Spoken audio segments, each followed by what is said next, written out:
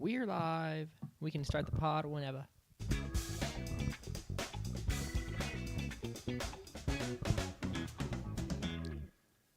What is up, team, and welcome back to another episode of the Technical Foul Podcast. You're joined by the three of us today. I'm Jack Anderson. To my right is JP Pusilowski, and to my left is Sanders Oakley, as always. Boys, how are we doing today? Well, JP is still over there doing his research, so I'll go first.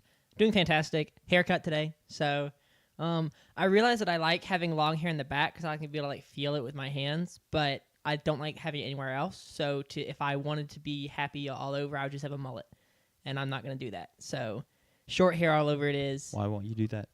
I'm not going to have a mullet. Well, you basically just said that's what I want is a mullet, but I'm not going to have a mullet. I would love to have the feel of a mullet without the appearance of a mullet. Gotcha. So yeah, mullet will not be happening. We'll be sticking to the... That's unfortunate. We're trying to work into a bet here on the show. Oh, boy. I almost got a mullet. Not almost got. I was thinking about it my junior year. Interesting. Yeah. And then, yeah, I was thinking about it, and then I started dating a girl, and then just never thought about it again. And now it's kind of like, well, I'm single again. I could. But... True, and maybe it would attract a girl. I see, but I'm not going to have a mullet forever. So if I attract her with the mullet, is she going to leave me if I cut it? Oh, you just have to get her in so deep it doesn't matter. That. Okay. I could just do what you did. I'll just buzz my head the night of the wedding. Exactly. At the reception. Exactly. No, I'm fantastic. Leg day this morning, so sore all over because it doesn't just affect your legs. And that's about it. Sure. Oh, nervous about a women's basketball game tonight. 5:30, so I'll have it on one of the TVs in a few minutes here. Big rematch against Tennessee. We've already played them once in Starkville. And, bro, they suck to play against because they're probably the deepest team in the country. Because they run at you. Well, they literally have two 5-person rosters, 5-person starting lineups. Yeah, those team you said they hockey sub. Yeah, they legitimately do. There's 5 girls on the court, and then the ref blows the whistle for a ball going out of bounds, and you look over and here's 5 new girls coming onto the court, and it sucks. I will say last time we played them, we lost. We did not have one of our players. She didn't play that night, so hopefully. With her back, we've got a little bit more depth. It was a big piece. It was Chandler Prater. So with her back tonight, hopefully it gives us a chance with some of that depth. But they are a defensive. They suck to play against. Just watching the team, I got exhausted watching us try to play offense against them because they would just face guard you the entire length of the court. Yeah, and they would do that for 3 minutes, and then 5 fresh bodies would come in and face guard you the entire length of the court. It was awful. Well, that being said, sounds like buckyball. Yeah, I'm nervous about tonight, but it'll be here before we know it, and then Sunday. It'll be over before you know it. Yeah, another game back at home. You know what makes me mad? I don't know what y'all's schedule is, and you may not know because it's women's basketball. We play Tennessee twice, and we play Ole Miss once. And I hate that. I think that you should play your rivals twice because there's something about you lost game 1, but you lost it on the road. Now you got a chance to tie it back up, when they come to your place in a few weeks. Yeah, I mean, you definitely should. I don't know about our women's schedule. It doesn't matter because Texas will be beating us both times. Correct. This is true. I believe they've already played us at home, and they beat us by 40. Yeah, that's tough. Court. Yeah. That's the extent of the women's, A&M's women's basketball team knowledge is checking Twitter, and then it'll be game day, and it'll be lost by 30. Lost by 30. Lost by 30. So that's kind of where I'm at with that. When do we play y'all? We may have to watch that game together. Yeah, I'd honestly be fun because I've not really tuned in live to any A&M women's basketball team, so I may need to see how exactly we're losing by 30. JP, how are we doing today? I'm doing well. Glad to hear it. This is it's a big 2 weeks between championship weekend and the Super Bowl. Solidifying your betting. Yeah, it's a big 2 weeks of Sure. research. And what I was just doing these 5 minutes of the opening of the show was finishing up my research on a specific bet for this weekend, or not this weekend, for the Super Bowl. The proposition is, will Seattle attempt to pass on their opponent's 1-yard line? That's crazy. Of course, an homage to them attempting a pass on the 1-yard line on 2nd and goal. Didn't go very well. Down 4 with less than a minute remaining. 36 seconds remaining, to be exact. I just went through every play that Seattle ran at the 1-yard line this year. 2 out of the 13 times they attempted a pass, neither were a touchdown. So Darnold was sacked on a play action pass on first down in Week 18 on the first drive against San Francisco, and then in Week 4, they ran the ball on first and goal with, of course, Zach Charbonnet, which doing this was, again, ridiculous. Because all Charbonnet. Yeah, so we have on the 1 yard line, they ran 13 plays this year. 7 of them were Charbonnet runs, 5 of them were Charbonnet touchdowns. So he he stole from K9. The only time K9 scored on the 1 yard line this year was in Week 11. Sharb was, of course, not hurt at that point. Yeah. He scored twice. 2 touchdowns for Sharb, or 2 touchdowns for Kenneth Walker on the 1 yard line, and 5 for Charbonnet this year. Yeah. That was the split. So there's more reason for those Kenneth Walker fans to be upset with that. But I'm gonna have to do some calculations on EV and whatnot to see if the line is right to bet on it. And we can. I'll go ahead and tell you a few things that I've already bet on. I was say, do you have a couple favorites? Yeah, so I went ahead pre-conference championship weekend, and I took Seattle as a Super Bowl future, and so I was able to get Seattle at plus money. So I have Seattle plus money line, which will help out a ton. Reason doing that is I thought Seattle would beat Los Angeles, and then if they are to beat Los Angeles, I get EV regardless of who they play, whether it's Denver or New England, in the Super Bowl, because they'll be heavy favorites regardless. They would have been before the weekend. It was 2.5. Right now it's 4.5 in favor of Seattle, and Denver would have been 7, and I imagine it would have been bet up to about 9 or 10. So I've already gotten on that, but the 2 big ones that I've gotten on is deal with defense. And then the national anthem. So Charlie Puth is singing the national anthem this year. The line opened at 120 seconds. Bet the over on that. Puth was quoted in an interview a couple weeks ago saying that he was going to add a lot of jazz to the national anthem. That could literally mean add jazz to it. Sure. True. Because he is Charlie Puth, and he's great on TikTok with his music and whatnot. Bro, I love his TikTok. It's so fun. It's awesome. But that also could mean more than likely he's just going to be longer. He's, as far as I could find, he's never sang the national anthem ever, which is shocking. That is surprising because I feel like he's known for the guy that has a great voice, and then with the fact he's really popular from TikTok and obviously like his actual music career. He sang "America the Beautiful" once, and I forgot where, and he sang at Kobe's funeral or memorial or whatever when he died at the Staples Center. What did he sing? He sung It's Been his All song. Long. Yeah. From Fast and Furious 7. He sang that song. That can't be real. It's real. No. Because I remember watching it. Bro, that song, that's a tear-jerker. That still is a tearjerker, but that still is just a wild crossover event that happened. Yeah, When I See You Again. Rest in peace, Kobe. He sang that at his memorial, or he might have sang it at one of the games when they were honoring him. I don't remember. Yeah. But I went ahead and took the 120 seconds, took the over. Sure. And it is up to 122.5. So I've gotten 2 seconds. So for the national anthem, is it from first note to end of final note? The way they do it is the first note sang to the final note sang, not with whatever instrumental lead in. So John Batiste last year sang the national anthem. He started his national anthem with roughly 7 to 8 seconds of music lead into it. And that didn't count. That didn't count towards starting it. It didn't count until he started singing it. There was also big controversy on that because no one knew if he was going to sing it.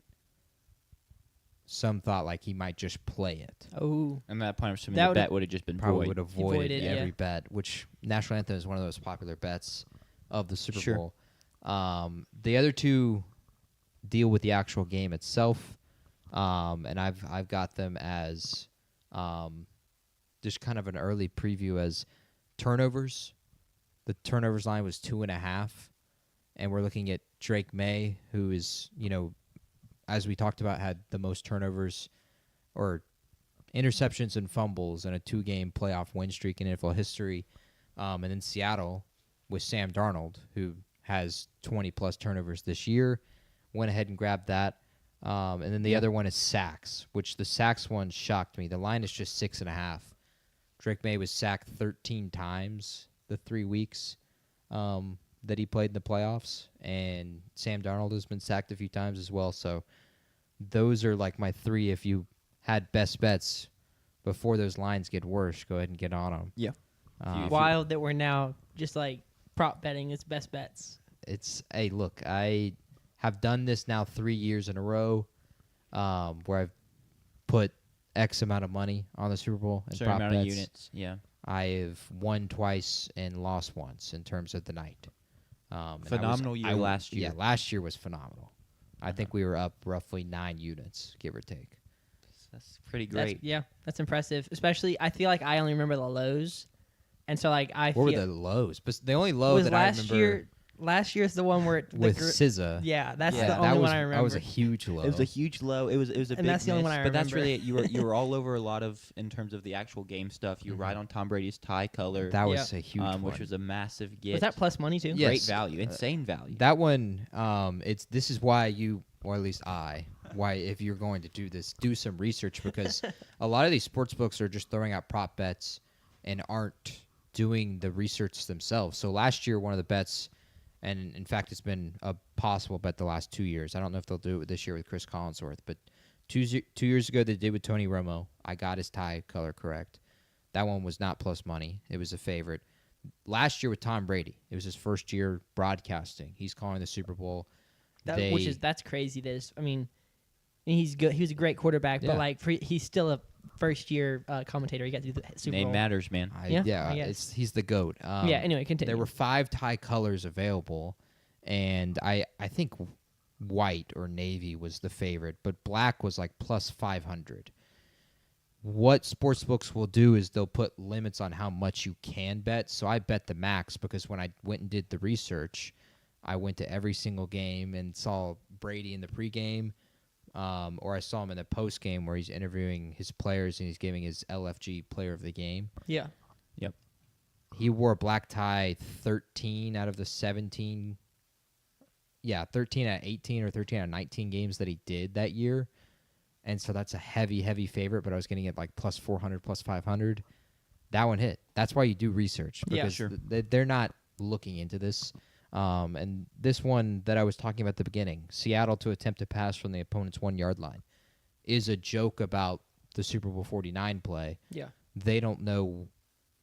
Maybe someone has because it's only 13 plays, but I'm sure they haven't looked at what the actual percentage of fair. the time they attempt. Is your biggest miss taking the under Oh, 7.5 dogs in commercials? That That one 2 is years ago. That is an infamous bet. Yeah. Very infamous bet. Lost that it was, in one commercial, Yeah. whatever commercial that was. I wish I remembered what the commercial was for. It may have been Heinz or something. Just I don't know, but that was a catastrophe. Yeah. hordes of dogs. And no pun intended, cats and dogs, catastrophe. It was just dogs, and I haven't seen that. They haven't had that line the past 3 years. But if they ever do, I will be taking the over because I will never make that mistake again. You got to remedy that. But that is how I'm doing because that's all my mind is thinking about. And then, of course, the party that I'm hosting in 2 weeks, or I guess in a week, give or take. A little over a week. We can change. Week from the preview show. I'm very excited. Week from the preview show. Excited for the Super Bowl, obviously. I'm doing good, though. Been playing some Blueprints, which is a puzzle game. Enjoyed that. Had to put Wemby back on the wall because dominated the Rockets last night. Rockets had 4 fourth-quarter field goals. That's crazy. It got to the point we swapped Wemby and had him guard Amin Thompson, which meant he just didn't guard Amin Thompson and just basically stood around the rim and helped on everything and dared Amin Thompson to shoot threes. He got the Ben Simmons treatment. It was bad. It was really hard to watch. And Amin Thompson, it got to the point multiple times. There's 4 seconds left on the shot clock, so he has to shoot. And we weren't even just giving him threes. We were giving him 13-foot, 15-foot jump shots, and he's just bricking them. And then because of that, he's there to help on KD. He's here to help on Şengün. Cass was phenomenal guarding Şengün. Just dominated. I mean, Wemby scored 13 in the fourth. The Rockets scored 13 in the fourth. Huge win. So I'm still riding that high. But with that being said, do we want to get into it? I'm getting ready for the NBA. I listened to Bill Simmons for the first time this morning. Which podcast? It was the power ranking. They did a power ranking. Yeah. Of NBA teams. That's a Him good and one. another guy. But not the league pass power ranking. No, I don't think They so. do a thing. I think it's weekly or whatever. This was like Every a couple tier. weeks. This was like a tier thing. Yeah, he did Okay. a power poll with Tim Legler. Yeah. Who does Yeah. calls? I think works with does ESPN games. He's going to be on the NBA Finals this year. Yeah. Which I mean, I love when he joins the podcast. But they straight up ranked. Bill Simmons basically did his worst team to best team. Yep. And then they like talked a little bit about certain teams. He tried to hit some of the teams that they don't normally talk about. So like, he got to the Spurs. They've talked about the Spurs all the time. Mm-hmm. You know, they got to the Bucks. They talk about the Bucks and Giannis all the time, so they kind of skipped over them. I do like their league pass rankings, though. What's that? Basically, ranking teams based on how likely you'd be to watch them on league pass or how exciting they are. So, like the Charlotte Hornets, I think in their preseason league pass rankings, he had them all the way at 6th. And he was like, they're probably not going to be good, but he loves Con Knippel. Mm-hmm. They have LaMelo Ball. They have Brandon Miller. They play really fast. Yeah. So he was like, "There's gonna be fun to You watch." have, I don't know if that went into the ranking, but their announcer, Yes, who's Eric iconic. Collins. Yes, Eric Collins. He did the Panthers game. Yeah, this I remember year, hearing about that. And a lot of Yeah. people hated it for some reason, but I'm a fan of Eric Collins. I am too. You just can't hate it, especially when a team is perennially bad. Like having an announcer that makes the big moments feel like the few great moments feel great, and just finds joy from game to game is amazing. Moussa Diabate, emergence. Yeah, it's crazy the difference in like TV and it's because of like when you have an announcer that's a fan. So like a team announcer, like Yeah. a Panthers announcer. Or when I watch MLB TV, I've got like the Padres announcer. Like it's just better. Like at least as far as like if you're a fan of that team, because it does make the exciting moments feel more exciting. I'm working on a side project right now where I'm trying to like go back and find big moments from Mississippi State season and then line those up with the radio broadcasts that I found online. Yeah. And like make some highlights. Radio broadcasts. Yeah, they bring the juice. Yeah, but like you overlay that with the video and it kind of slaps because they've got their state fans and like they're having to convey everything that you would see with your eyes normally through the radio. It's pretty fire. Yeah. So I'm working on that right now. That is really cool. Which gave me a lot of respect for like it does like feel different watching it and hearing the radio version because they are a lot more energetic than everyone except like Gus Johnson. Mm-hmm. Which, speaking of League Pass, we need a League Pass ranking of the halftime shows you get. Because League Pass is just, it's like they just show the halftime show. Was that the Cavaliers, the one that you sent? So that actually, Cavaliers were on ESPN last night. So it actually wasn't a League Pass, but I don't know if you saw what happened at halftime of the did. That was Cavaliers fire. game. It was fire. It's like Cleveland's dog mascot and some other guy in a Cleveland jersey who I don't know who he is. Maybe he's just a random guy. Maybe he's actually somebody. And they're doing like a Dance to Hello by Adele with an exercise ball that they have like pinned between them. And so they're like spinning and like keeping the ball like suspended actually between them incredible. with like pressure. It was actually and then like holding out their hands with it, with- like spinning it on yeah, their but the hands. ball never touches the ground. The And ball it's- never touches the It's ground. so dramatic. I'll send it to you. It's really good. it was actually quite emotional. That's funny. It's top tier. It's really good. I'll That's just send it in funny. the yapping real quick. But you just never know what you get on League Pass. You turn away, and the next second there's 15 drums on the court, and they're banging away. Yeah. Who knows? But do we want to get into the meat of the show? we can talk about football now that we've done our necessary 15 20 minutes of talking about whatever's happened in the last 2 It was days. also pretty nice when, there's a little less on the docket for the show. So there's I don't know, 16 previews. Some of those previews took like 20 minutes. that's still not bad. That's It's how 2 long they hours. should take. Yeah. Yeah, like 2 hours. It's about how a long 2 hour the show for previews us is used to good. take. Like I don't feel any rush to like try That's and like we do force 2 our way hours through a once every 2-hour 3 show. months. So I think it's fine. Yeah, we can dive right in. I've got them in alphabetical order, but we can do them in whatever order. I'll go first. You do not have a alphabetical order. I have but them in I'll- alphabetical order of city names. So Arizona, Denver. Ah, Yeah. you're tripping me up there. Yeah, I did it just like the other thing with JP's trend where he bet all the teams that came first or came Oh alphabetically yeah, first. yeah. Anyway, we can. I'll go first with Cardinals. Yeah, That's totally take it fine. away. I've gone first the other 2 times. I'll go first again. The Arizona Cardinals have not been too hot the past couple seasons, and they kind of reached a new low this past season, winning only 3 games. Kyler Murray played for part of the season, gets hurt, sits out.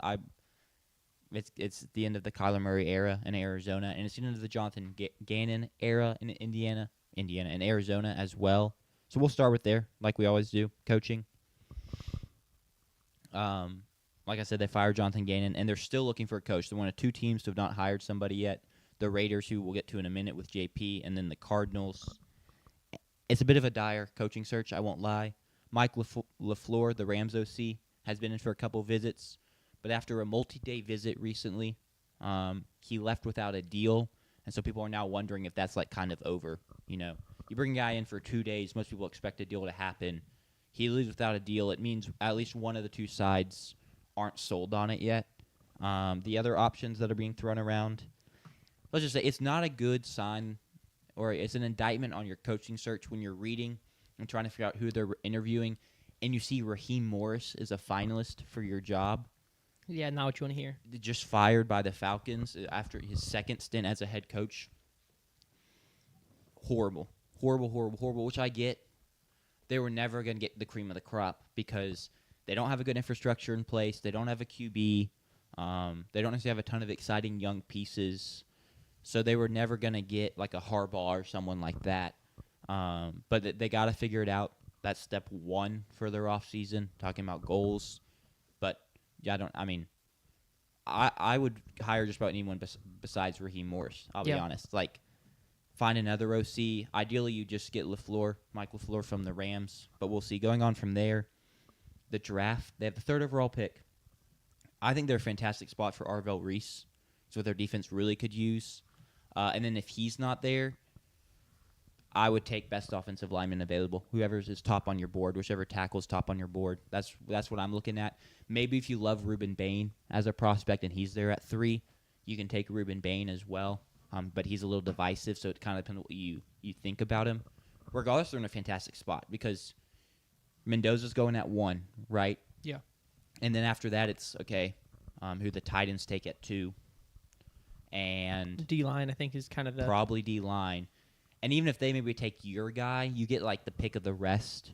Like, you're just in a great spot, drafting 3rd. I think they got to be really happy with their spot. They're going to come away with maybe not their guy because, I don't know, maybe they'd love to have Mendoza. Like, if they had their pick, we don't have a quarterback, give us Mendoza. So maybe you don't get that. But aside from that, you're sitting really pretty. Where do y'all think they should go with this pick? I don't know if tackle is going to be the place just because I feel like this season's tackle class doesn't have the normal top 5 pick. Like right now, the big board, PFF big board, has the top tackle at 17. I just don't know if they have the guy that usually go top 5 to top 8 in this class. Then maybe you trade back. That's kind of why I said it all depends on what their board is. Yeah. Because you are right. It is a bit of a weaker tackle class, so they may not like anyone enough. Yeah. But it is a need for them to shore up that offensive line. Yeah, but I don't hate defense at all. Arvell Reese he's getting talked about as a guy that can move to like full-time edge rusher, right? Is that that's the Ohio State? Yeah, the Ohio State guy. So I don't hate that at all. I mean, compare him to like a Micah Parsons and the impact that he made. It could be huge if you can get a guy that comes in with those physical traits and make the switch. But there's also the chance it doesn't work. And so there's some risk to that. And linebacker, like if you bring him in and he can't make the transition to edge, then it's like, well, you just took a linebacker at 3rd overall. That's a little bit harder to swallow, in my opinion. Yeah, I mean that's fair. So I mean, it just depends on how they feel about it. But I think the consensus is that people expect him to be able to make that change, right? You're not. You'd prefer if he was already an edge rusher in college, but he did rush off the edge a lot in college. Yeah, so he switched that his senior year. Mm-hmm. That was where he played a majority of his snaps his senior year. Okay, just he played Mike a lot his junior and sophomore year, so it wouldn't be a rough transition for him. He's one of those guys I think you can put him. Really, he can move around. Yeah, and he hasn't been talked about to the level that like Abdul Carter was being compared to Micah, because. They went to the same school, wore the same number and whatnot, but Arvell very well could, put himself in that kind of conversation. When you turned on Ohio State this year, he was the guy on a defense that was full of elite players that popped off the screen the most. And, by design, he's up here as more than likely a top 5 pick. A tackle is a huge need, and I wouldn't mind trading back for it. But also, like, I won't be surprised if they take one at 3. Me, personally, I wouldn't. I think we all agree with that as well. Like, they don't need a left tackle. They're good there. They got Paris Johnson. He's going into his 3rd year, if I'm not mistaken. Sorry, no, his 4th year. He was the same draft as C.J. Stroud. So they just need a right tackle. And Didn't they just draft Josh Simmons in the first round, though? No, Josh Simmons went to Kansas City. That's right. Maybe we mocked him to Arizona. And I just am tripping. Yeah, so like a guy like Francis Maui-Noah would be a perfect fit and be a right tackle for them going forward. But I also I wonder how valuable is the 3rd pick in terms of trading back? Who's trading up to here? Because what are you trading up for? To get the 2nd pick of the best defender available? I don't really know how that would work out. It's going to be really tough to and trade that, back. I think that'd have to be a draft day kind of trade, and it would have to be really, really fast, which means you may not get the value you want out of it. So I think they'll go with who they think is the best edge rusher / linebacker. So Reuben Bain, Arvell Reese, or David Bailey. Or hell, they could go Peter Woods or someone else, which would shock a lot of people. But whoever they think of that is the best. I'll be surprised if the Jets don't take Arvell Reese, and so now I think you're deciding between. That's right. I said Bailey, Bain, and maybe Caleb Downs if you wanted to, but safety's never been picked inside the top 7, if I'm not mistaken. So, yeah, I think the highest anyone's ever been picked is 9. Really? I forgot what his name was, but it was in the past decade. That's the highest a safety's ever been picked. Yeah, I don't know off the top of my head. I'd have to go back and look. But yeah, safeties traditionally do not hold much positional value, so they're not going to get drafted that high. But yeah, I don't hate tackle. They've got a lot of needs to address, so I feel like they kind of can't miss as long as they as long as they hit. There are 3 in history now. All 3 of them have worked out well. And I had one of them Jamal Adams? Wrong. Yeah, Jamal Adams was taken at 6 by the New York Jets. At 5, Eric Berry was selected, and then Sean Taylor was selected by at that time the Redskins at 5 as well. So the highest safety's ever gone is 5. Yeah. Rest in peace, Sean Taylor. But Caleb Downs is one of those guys that fits. I mean, he's been a top 5 guy in this class since he stepped on Alabama's campus. Yeah. He's been way up here, and he's had all the coaches that he's played for and whatnot that have backed him up and said that he's one of the best players they've ever coached. Nick Saban, Ryan Day, Matt Patricia, the list goes on. So he could very well fit the bill. Especially in a class that some people perceive as a little weaker at the top. He could slide up a little higher. Yeah. You are right, though. You basically said they have a lot of needs. So realistically, they probably do just take best available on their board. They make their big board. Okay, this is who fell at 3. He's top of the list. Let's snag him. And then we go about our day, try and fill in behind him with further picks down the line. In terms of cap situation, they have $9 million cap space, which is a little above league average. And they probably will clear more, assuming they move on from Kyler, however they do it. Cut him, save a little money that way. They'll try and trade him, I'm sure. Save about, I think, if they trade him, they save $30 million. Yeah, 35 if they trade him before June, and then if they trade him up near the season, it's 42. Yeah. Yeah. So they're gonna have some money to work with. We said they have a lot of holes. They have a lot of needs. You need help on the offensive line. Even if you draft a tackle at 3 or go offensive lineman later, finding someone to help on the interior would be nice. QB, what do you do? QB, are you going to run back Jacoby Brissett? Are you going to get in the Malik Willis sweepstakes? Are you going to go sign somebody else? You'll have to spend some money on that position. I find it hard to believe they won't bring in a quarterback this offseason. You're telling me you're going to roll with Keaton Slovis and then maybe, Jacoby Brissett. I can even see them being someone that, drafts a QB later because we have a large group of experienced QBs coming in from this college class whose stock fell. But, maybe they kind of find one that they like, they like his mentality. He impresses them in a workout. He throws well at a senior day or, the combine. And so they go try and get him in the top of the second round or something like that. Yeah, you're talking like a Garrett Nussmeier. Drew Aller, someone like that. Yeah, notice how you skipped Carson Beck's name. But Carson I Beck. agree. I really think they could be a player there and kind of like we're not in a spot to take, a QB in the first round because the only one worth the top 10 pick, top 20 pick really is already off the board at 1. So let's just wait, go second round. You guys, or you get it in free agency, and then DB. You could use some help back there, especially at safety. So that's kind of what they're looking at free agency wise, and then moving on, 2026 goal: get more talent and just build a better infrastructure and culture. I would say I feel like the culture's been really bad the past couple years. I think a lot of it has been Kyler related potentially. That's at least the media narrative that's been pushed out, and maybe that's the team doing Kyler dirty, and there's a lot of other reasons. And I think Jonathan Gannon needed to be fired and wasn't a good coach, and he was a large part of the issues as well.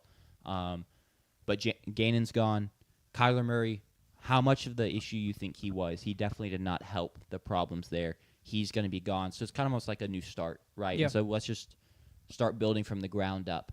You have a couple pieces in place, Walter Nolan, Trey McBride, Michael Wilson, Paris Johnson, but just start building with those kind of key building blocks and add to those, and then we can build from there because there really just is not tons here.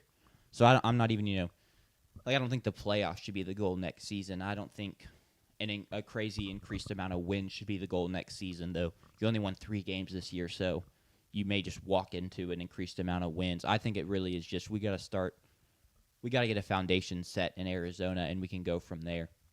Yeah. Any, Did you do MVPs?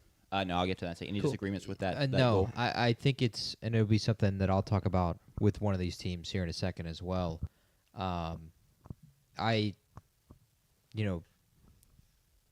hesitant to give praise to Carolina, but the one thing I've given praise to Carolina in this year is that they have reinvigorated their fan base. They went from people literally getting to buy $4 tickets to go to the game to this sold-out playoff game for an 8-9 playoff team. They've reinvigorated their fan base, and now you have people that are posting like, oh, I didn't know Carolina could be this beautiful, and this – that needs to kind of return for Arizona, and they need to be, better than 50-50 in their own home stadium, stuff like that. They need to fill out their stadium a little bit more. And so that is 100% a need.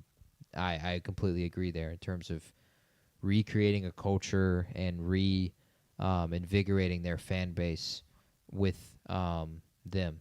So I do think that needs to be of high priority, is getting some kind of buzz going into next year. That's hard to do without winning, so that probably requires some winning. Yeah, you probably will need a couple more wins. Another way to help that is if you did, it's going to be hard, but you found your QB of the future. Garrett Nussmeier, draft him second round, and he flashes, after he starts starting halfway through the season, and he picks up a couple wins late.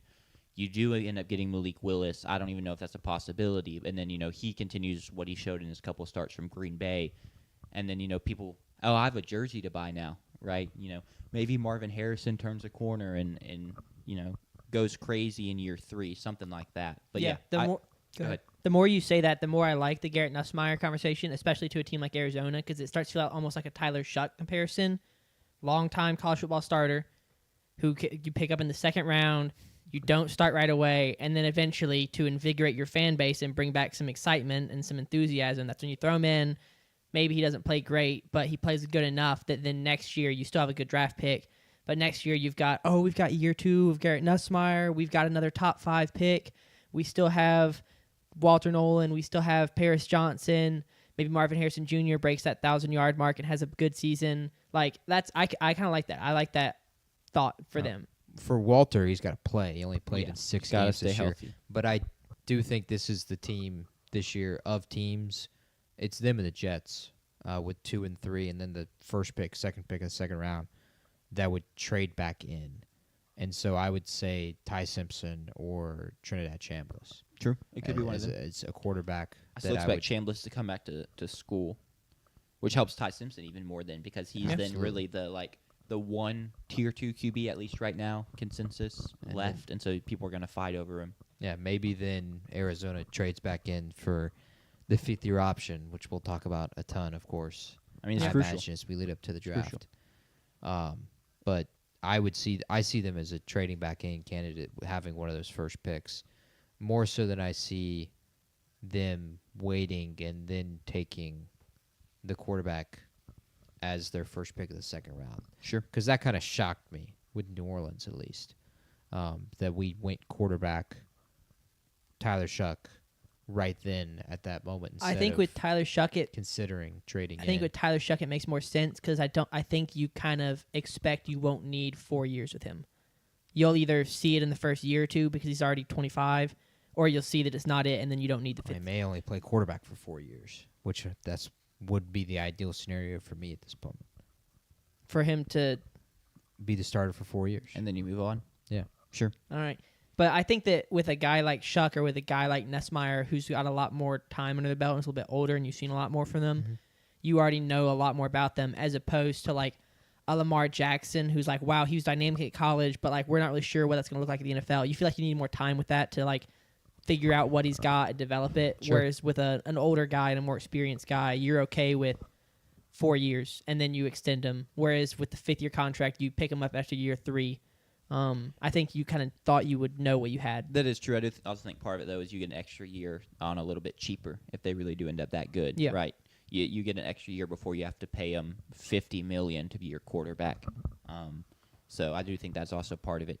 I'll circle back around. I really wish it did set the top of the preview because I think it feels a little better. 2025 MVP, I got to give it to my boy Michael Wilson. It was kind of him or Trey McBride. Both great pass catchers there. Michael Wilson ended up hitting 1,000 yards receiving after not really doing anything for the first half of the season. So I really more so just wanted to give him a shout out.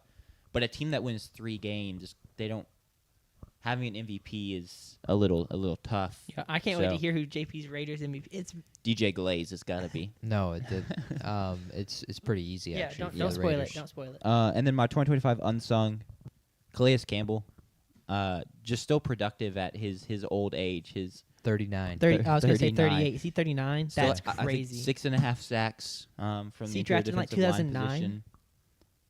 Yeah, give or take. I don't know. He is a free agent. Maybe they want. We'll see if he's done or not. But it doesn't seem like he's done. I mean, I feel like it would have hurt already if Yeah. he was going to retire. So, let's see what class he was in. 2008. I was close. Yeah, I just want to give shout out to him. He's been doing it for a long time, and he just continues to be productive. Yeah, that's ridiculous. Yeah, I don't know how Trey McBride's not the MVP. Personally. Yeah, I'm kind of, as someone who had him in fantasy, I agree with that. As someone who had him in fantasy as well, I agree with myself. He set the reception record for tight ends, had 1,239 receiving yards. It helps when you're the only target on the team for a long time. Yeah, but they fed him a lot. A lot of that is Yeah. some Devon Achane receptions there. Sure. No, I mean, but he's a better player than Michael Wilson. But well, the biggest one is he got the touchdown reception monkey off his back. He had True. 11 of them this year. Yeah. He finally started catching touchdowns, which was a huge problem for him. And he makes the Pro Bowl, and he's all-pro, first team. So my MVP would have been Trey McBride. I assume that would have been yours as well, Sanders? Yeah. Love me some Trey McBride. But I do like the Calais Campbell shout. That is well-deserved. I feel like he's not unknown, though, because he's been in the league for 18 years. That's my only pushback there. Okay, you got one that you would rather have? Oh no, I didn't look. I didn't look at their You don't stats or roster. That was just my pushback of. I genuinely tried to find somebody else that I was like, okay, I think this guy had a really good season and didn't necessarily talked about enough. I mean, we saw some Will Johnson flashes. There was a guy on PFF that I looked at initially, and I was like, oh, maybe. And then it's like PFF is showing me this guy, but it claims he's a Minnesota Viking. And so I'm like really confused. Like I'm just staying away from that. You didn't follow up. You didn't just go look up where he played. I looked up and it said Minnesota. Oh, okay. But then I'm like, why is he showing up on the Arizona Cardinals team page? So I was like, I'm just staying away from that entirely. And then I was like, I had that problem with a guy, but not from PFF, just from Google. I'll just give a shout out to the OG. Yeah. Anything else in the Cardinals? That's it for the Cardinals. Cool. Get better. Falcons of the West, yeah. Falcons of the West, yeah. That'd be so funny if they hire I'm not Raheem going to Morris. include that in the video. I'm not going It's to include this negative conversation in the video. I can't. If they hire Raheem Morris, that's full circle. Then I we'll still do a haven't gotten reaction over- video. Yeah. We'll do I a haven't reaction. gotten over the first 7 weeks for them. You've been sending First- clips of the Titans game in our chat, Yes. randomly. Well, that play, or many of the plays in that game, are the reason the Titans are picking number 1 overall with just 2 wins. But the Cardinals started the season with 7 one-score games, and we're 2-5 in them, including winning the first 2 and then losing 5 in a row. But I feel like they've got to be happy that they lost those because I don't Point, like Jonathan Gannon. I didn't like him as a head coach. So he got fired. You've got a good draft pick. Like, I think that's better than, oh, look, we went 6-11. Like, we kept our head coach for another year. We've got Kyler Murray for another year of it not going well, and then we're going to figure out next year. My thing is, like, it's not like they were playing nobodies in that stretch. They lost at San Francisco by a point. They lost to the Super Bowl champions, Seattle Seahawks, by 3 on Thursday Night Football when Marvin Harrison popped off. They lost that Titans game, which please don't make me get into it again. They lost to Indianapolis by 4 with Jacoby Brissett. That's when Indy was still good in Week 6. And then they lost to the Green Bay Packers at home, and Jordan Love completed a 4th down late in the game. Like, it was so brutal to watch them in the 4 o'clock window on Sunday Ticket. It is really find a way to lose. It feels cruel that they're a West Coast team, so they're in that time slot where there's like less games going on, and so more eyes are on their ineptitude. It was them and the Raiders any given week. Yeah. Yep. Really bad for both of those teams. Do we want to, let's see, next up would be the Broncos. JP, that's you? No, you're the Broncos. No, you're the Broncos, sir. I am the Broncos. I have my notes right here. I was going to say, we're about to do a winging of the Broncos preview. Yeah, this was... I would say, that's basically your second team somehow, despite being an in-division rival of your Chargers. So yeah, it makes sense to give you the Broncos. I mean, I was a Broncos fan in 2013 through 2015 with Peyton Manning. So sure. Man, what a season. What a season from the Denver Broncos. Falling just short in the AFC Championship, losing 10-7. But we're not here to talk about this season. We're here to talk about the offseason in 2026. But we're going to start off, actually, I guess, talking about this season, shouting out an MVP. And I imagine that y'all are going to have the same MVP just because he was so good this year, but it's Nick Bonito. Sure. I'm fine with that. Was 3rd in the NFL with 18 sacks, 9th with 3 forced fumbles, and 8th with 81 pressures. So just a dominant edge rusher. I mean, you know me. I feel like you got to give it to, quarterback aficionado Bo Nix, just the elite season he had. Jack, we're not here for your hatred. You hated the Broncos all season long. This is a primer. This is exciting. I know. Check the mic whenever they do their off-season talk. They do one series like for every team where it's like why this team's going to win the Super Bowl, and it's all enthusiasm and it's all just like here's how they win the Super Bowl. So we're here for excitement, no pessimism, only. But see, I'm not here telling them how they're going to win the Super Bowl. I'm just trying to. Yeah, you just threw Bo Nix under the bus. What did I say that was? You said it sarcastically. Negative? You said it sarkasually. You can't. We're confirm moving. That. We're you moving can't on. Confirm that. We're moving on to the my unspoken MVP. This one was hard for me because I felt like looking at the defense, I knew a lot of their names, and offensively, I knew most of the names of the players who had good seasons. But I was able to find a guy I think Jack will not know. JP, you'll know him. Malcolm Roach, former Saint. What's really cool about him is I feel like in the NFL, there's a noticeable trend where when players sign an extension, they might take a step back the next year because they feel safe, right? He comes in to Denver, plays a season on a 1-year contract, gets an extension, and then this year, the year he signed the extension, goes off and posts his career high in sacks and tackles. He had 8 sacks from the interior D-line, 28 tackles, all while only starting 2 games. So shout out Malcolm Roach for a really great season from the interior. Yeah, those are my MVP and my unknown MVP for the Denver Broncos this season. Now we look ahead to 2026. Coaching, I feel like you have to feel pretty good about it. You can say what you will about Sean Payton as offensive coordinator, say what you will about him going for it on that 4th down, but he was the head coach of a team that went to the AFC Championship, and I think he was a part of that. And then you look at the defensive coordinator, Vance Joseph. I think this is really funny because this being us being state guys, Vance Joseph, did y'all know that you probably did know this, but like, did you think about the fact that he was the former head coach of the Broncos, and now he's back there to be the DC, very much like our current DC, Zach Arnett? Yeah. Which I thought was just a funny little tidbit there. I don't know if it's super uncommon given the amount of circulation there is of the same names and the same characters in NFL coaching circles, but still just an interesting tidbit about him. He was the head coach there from 2017 to 2018 and then is now back as defensive coordinator. He's been there since 2023. he's a good defensive coordinator. Everywhere he goes, you kind of see the different defenses improve. He was the DC Arizona from 2019 to 2022. And in that time, they improved from 32nd in opponent yards per game and 28th in opponent points per game to 12th and 16th in 2021. So over 3 years there, they've made some big improvements. And then Denver, his first year was 29th in opponent yards per game and 27th in opponent points per game. And then this last year, they were 4th in both of those categories. So big steps forward, kind of wherever he goes. I'll be interested to see his final year at Arizona. They took a major step back. Hopefully that is not like it's not a fourth-year rule for him. Hopefully that does not hold true for the Broncos. I expect it not to. I'll get into that later. They've got a lot of guys that they're returning. But so in free agency, that's actually my key is maintain the roster. They've got 4 starters hitting free agency. I believe 3 of them are on defense. So I think that that's kind of the key is you had a team that just went to an AFC championship. Maintain that defensive talent. Keep the pieces together. And I feel like that's kind of going to give you your best opportunity as a dominant defense. That's your best chance to try and get back to that same spot, the AFC Championship. And then, you make the right decision or you execute the play properly and you get that 4th down and maybe you're in the Super Bowl now. So it's hard to be like, oh, they had this glaring hole to fix because this is an AFC Championship team.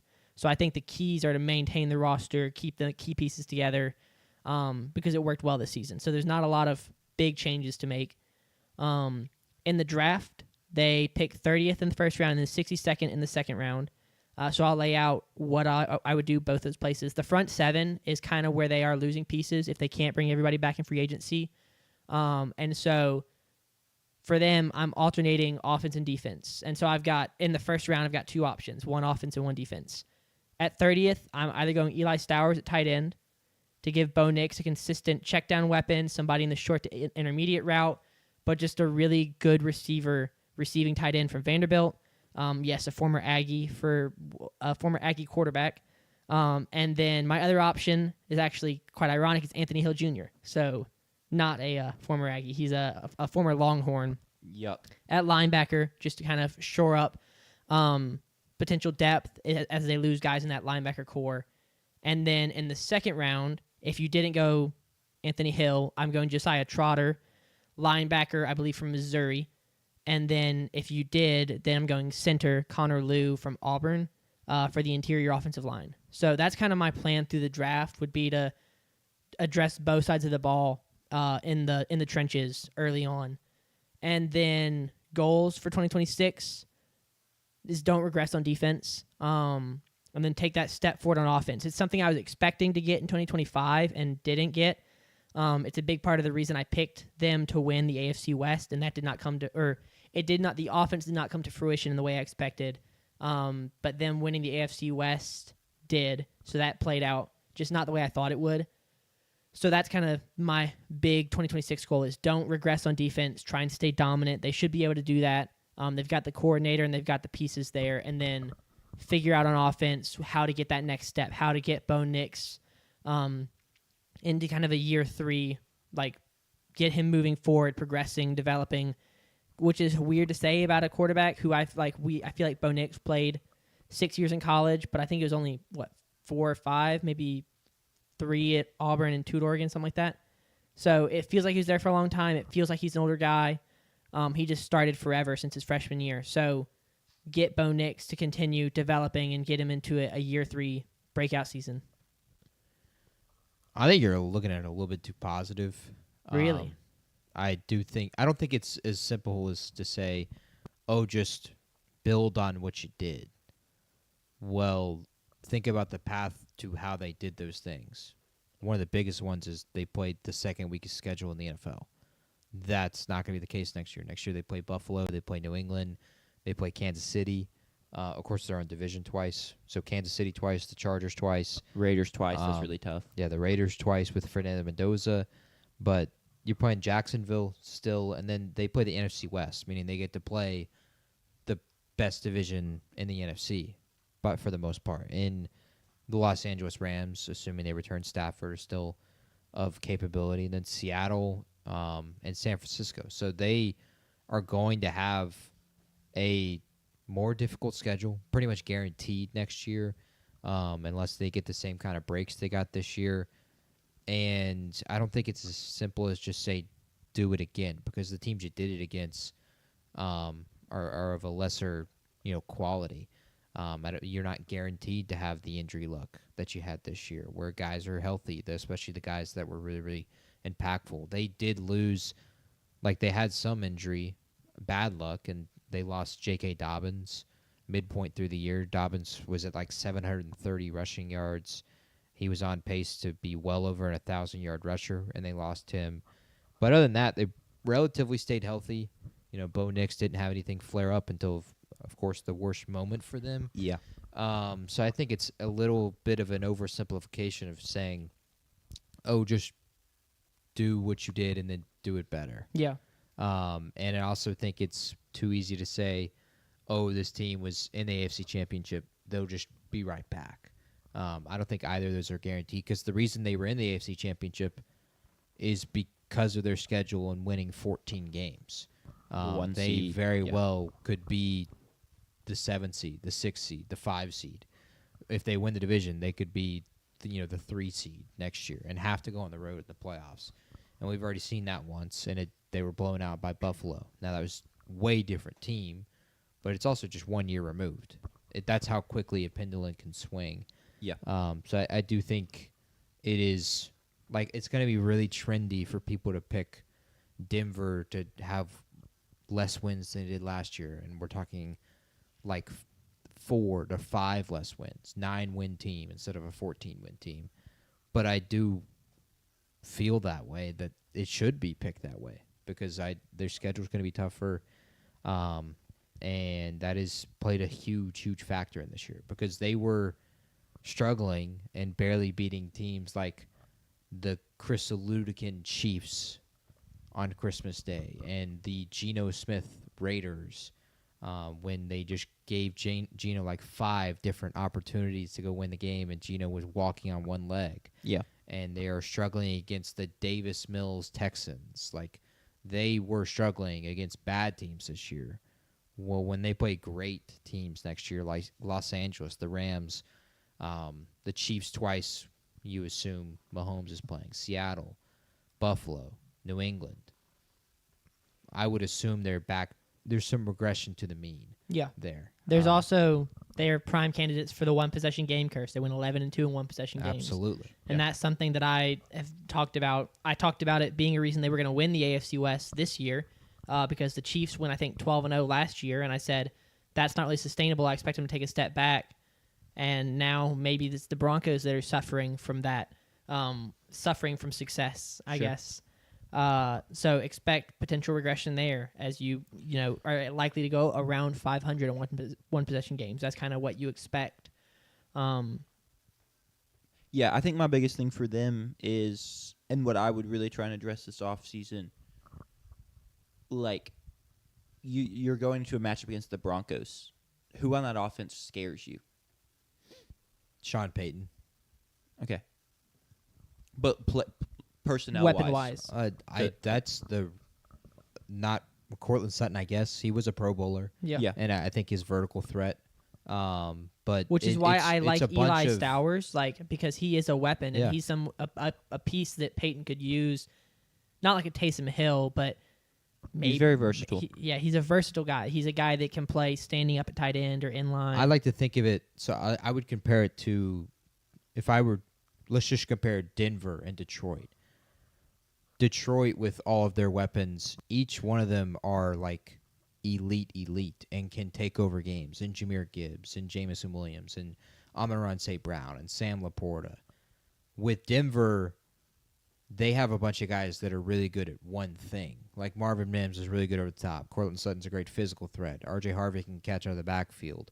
Evan Ingram is a good receiving tight end, but he's not a good blocking tight end, while Laporta can block and receive. So I do think, to add to, I agree with you in your point that they don't have a playmaker, and to Sanders' credit as well. Like, I don't think they have one. I think their playmaker is Sean Payton and his ability to scheme guys open. Yeah, because he does an excellent job at that. Yeah, I mean, that's a great piece to have. But yeah, I would just look to find some way to revamp the offense a little bit, because the defense was great, and maybe the defense could just do it again, but you would love to have some games or more games where the offense can kind of more carry its weight. Yeah, they were 14th in the league in terms of points scored per game this year, and they were 10th in the league in yards per game. Yeah. While having the number 3 and number 2 defense, and against a weaker schedule. Yeah, against a weaker schedule, you're probably playing better defenses last year. So that's kind of what I would look for. Yep. But I would like the Stowers pick. I wonder how they would react to it. I guess. Yeah, the that's Broncos fair. fans. It's just kind of like, because it's weird too. Like, I don't know. A lot of NFL fans don't really watch college ball, and so it's like, oh, we drafted this old tight end from Vandy. Yeah. And it's like, okay, well, he's actually a really nice piece and can do a lot of things. And if Sean Payton decides he wants to run a little trick play, have a little former quarterback throwing a double pass or something, there's another wrinkle. But yeah, I would like that pick. I really like both the first round options. I like Stowers a lot, and then I really like Anthony Hill Jr. a lot, just because he's a former blue chip, a 5-star guy. So you hope that he can come in there and be good in that linebacker room, because like I said, that's where they're losing a couple starters or some depth in free agency. But other than that, who would y'all's MVPs be? I think JP, you said you agreed about Nick Bonito. Yeah, I would agree with Nick Bonito. Yeah, Nick Bonito would have been mine as well. In terms of like unsung, I would have given mine personally to Devon Key. He was an All-Pro first teamer as a defensive back. He played safety for them. He was. I think I looked at him, but he didn't play. Hold on, maybe I might be thinking about a different defensive back. He didn't start technically a single game, but he was All-Pro. Most of his work was done on the special teams. I think. But I would have given it to him personally to make an All-Pro first team. And look, I didn't know his name either coming into the season. So he is among those players that has one of those tremendous accomplishments, and no one's really ever heard of him. Yes, I did look at this guy. He just didn't play enough snaps on defense. He only played 82 total snaps. And so, but another big thing that I liked was, as a safety, he was only targeted 4 times, which you can interpret that too. Like, he allowed 75% completion percentage, so like 3 out of 4 targets were receptions. But also, if you think, but he only targeted on 4 of his 68 cover snaps, that means that his guy was just covered. That's why he wasn't targeted. So that was he was probably like, if I'm not mistaken, 1A. He made the All-Pro team as a special teams player. Okay. So he would have been special. He was this version, this team's version of Matthew Slater with the Patriots. Yeah. Just a great special teams player this year, and maybe he'll get some run next year at defensive back. I mean, he's a WKU grad as well, which is that was another reason I almost went with him. Once again, it was just not enough snaps for me to be like, oh yeah, I'm going to give him an All-Pro, or not All-Pro, but my unsung MVP. Yep. On to the next. Now it is it's you, Jack. Do we want to do a JP one just to kind of? Sure. Yeah, let's do it. So we'll come we've back got to the JP. Chiefs. We'll finish out the AFC. No, we won't, because we've done it differently. So we'll just do the Raiders with JP. We have done it differently. Las Vegas Raiders. They won 3 games this year. That is 1.5 times more than Sanders predicted. And that's a great way to huge, make it look really if you take away like a the number of wins and just think, okay, the Raiders won 1.5 more games, times more games than Sanders predicted. You think, obviously they had an incredible season. They must have won 9 games or something, because he predicted them to win 6. No, they won 3, sadly. Geno Smith had a rough year, and a large part of that was the offensive line. To answer JK, I've already talked about Buffalo. Yeah, you can go watch the old YouTube video. Yeah, we've got that YouTube video up there if you'd like to go watch that. But be sure to like it. Make sure you leave a like on this live stream before you leave to go watch that video. But back to the Raiders. They were 3-14 this year. Geno was eaten alive much of this year. They had the 32nd ranked offensive line by pretty much every metric and whatever site you want to use to rank your players. PFF. You want to use some guy off the street. He'd agree with you there. They were brutal. Sadly, DJ Glaze had a tough year. He gave up 7 sacks. I hate to hear it, man. And those are not just like 7 sacks and some of them were coverage sacks. No, he gave up 7 sacks himself by PFF's scoring system. They weren't coverage sacks. Now, there were a ton of coverage sacks this year. Geno held the ball a ton this year. That was a really, really big struggle point. Forcing the football also into tight windows was a struggle point. Didn't have a lot of his weapons. Brock Bowers dealt with injuries much of the year. He did have Ashton Jeanty, but Ashton Jeanty was known this year as the running back who had promise and known as the do you actually know what you're talking about ball knowledge running back, whether or not you thought he was a bust this year. Because if you thought he was a bust, you didn't watch a damn Raiders game this year. If you think he's going to have a good career, hopefully they answer the offensive line, then you did watch some Raiders games this year. And I will give you credit because Ashton Jeanty, there were multiple times this year, and I don't remember if he finished off this way, where he had more yards after contact than he had rushing yards in games. And that is because he was getting hit behind the line of scrimmage every single time he was handed the football. And yet this guy still almost got to 1,000 rushing yards this year. But my MVP, it wasn't hard at all. I alluded to it earlier. Max Crosby. Yeah. He had 10 sacks, 28 TFLs, an interception, 2 forced fumbles, and 6 pass deflections in just 15 games. They sat him down at the end of the year because they were tanking for the number 1 overall pick. And he was dealing with some knee issues that would have required surgery. And he will get the surgery, and he'll return next year, and he's part of the roster. He's a guy maybe you look at trading, but I'm going to make a case for him to not be traded. My unsung hero was Colton Miller. Do you guys know what position he plays? Offensive line? Yeah, he plays left tackle. Shout out Colton Miller. Prior to his injury, he was the best left tackle in the league per PFF. He got hurt in week 5. Okay, I was about to, he played 4 snaps or something, but no, he got hurt in week 5. But in those 4 weeks before, he was the highest rated left tackle per PFF.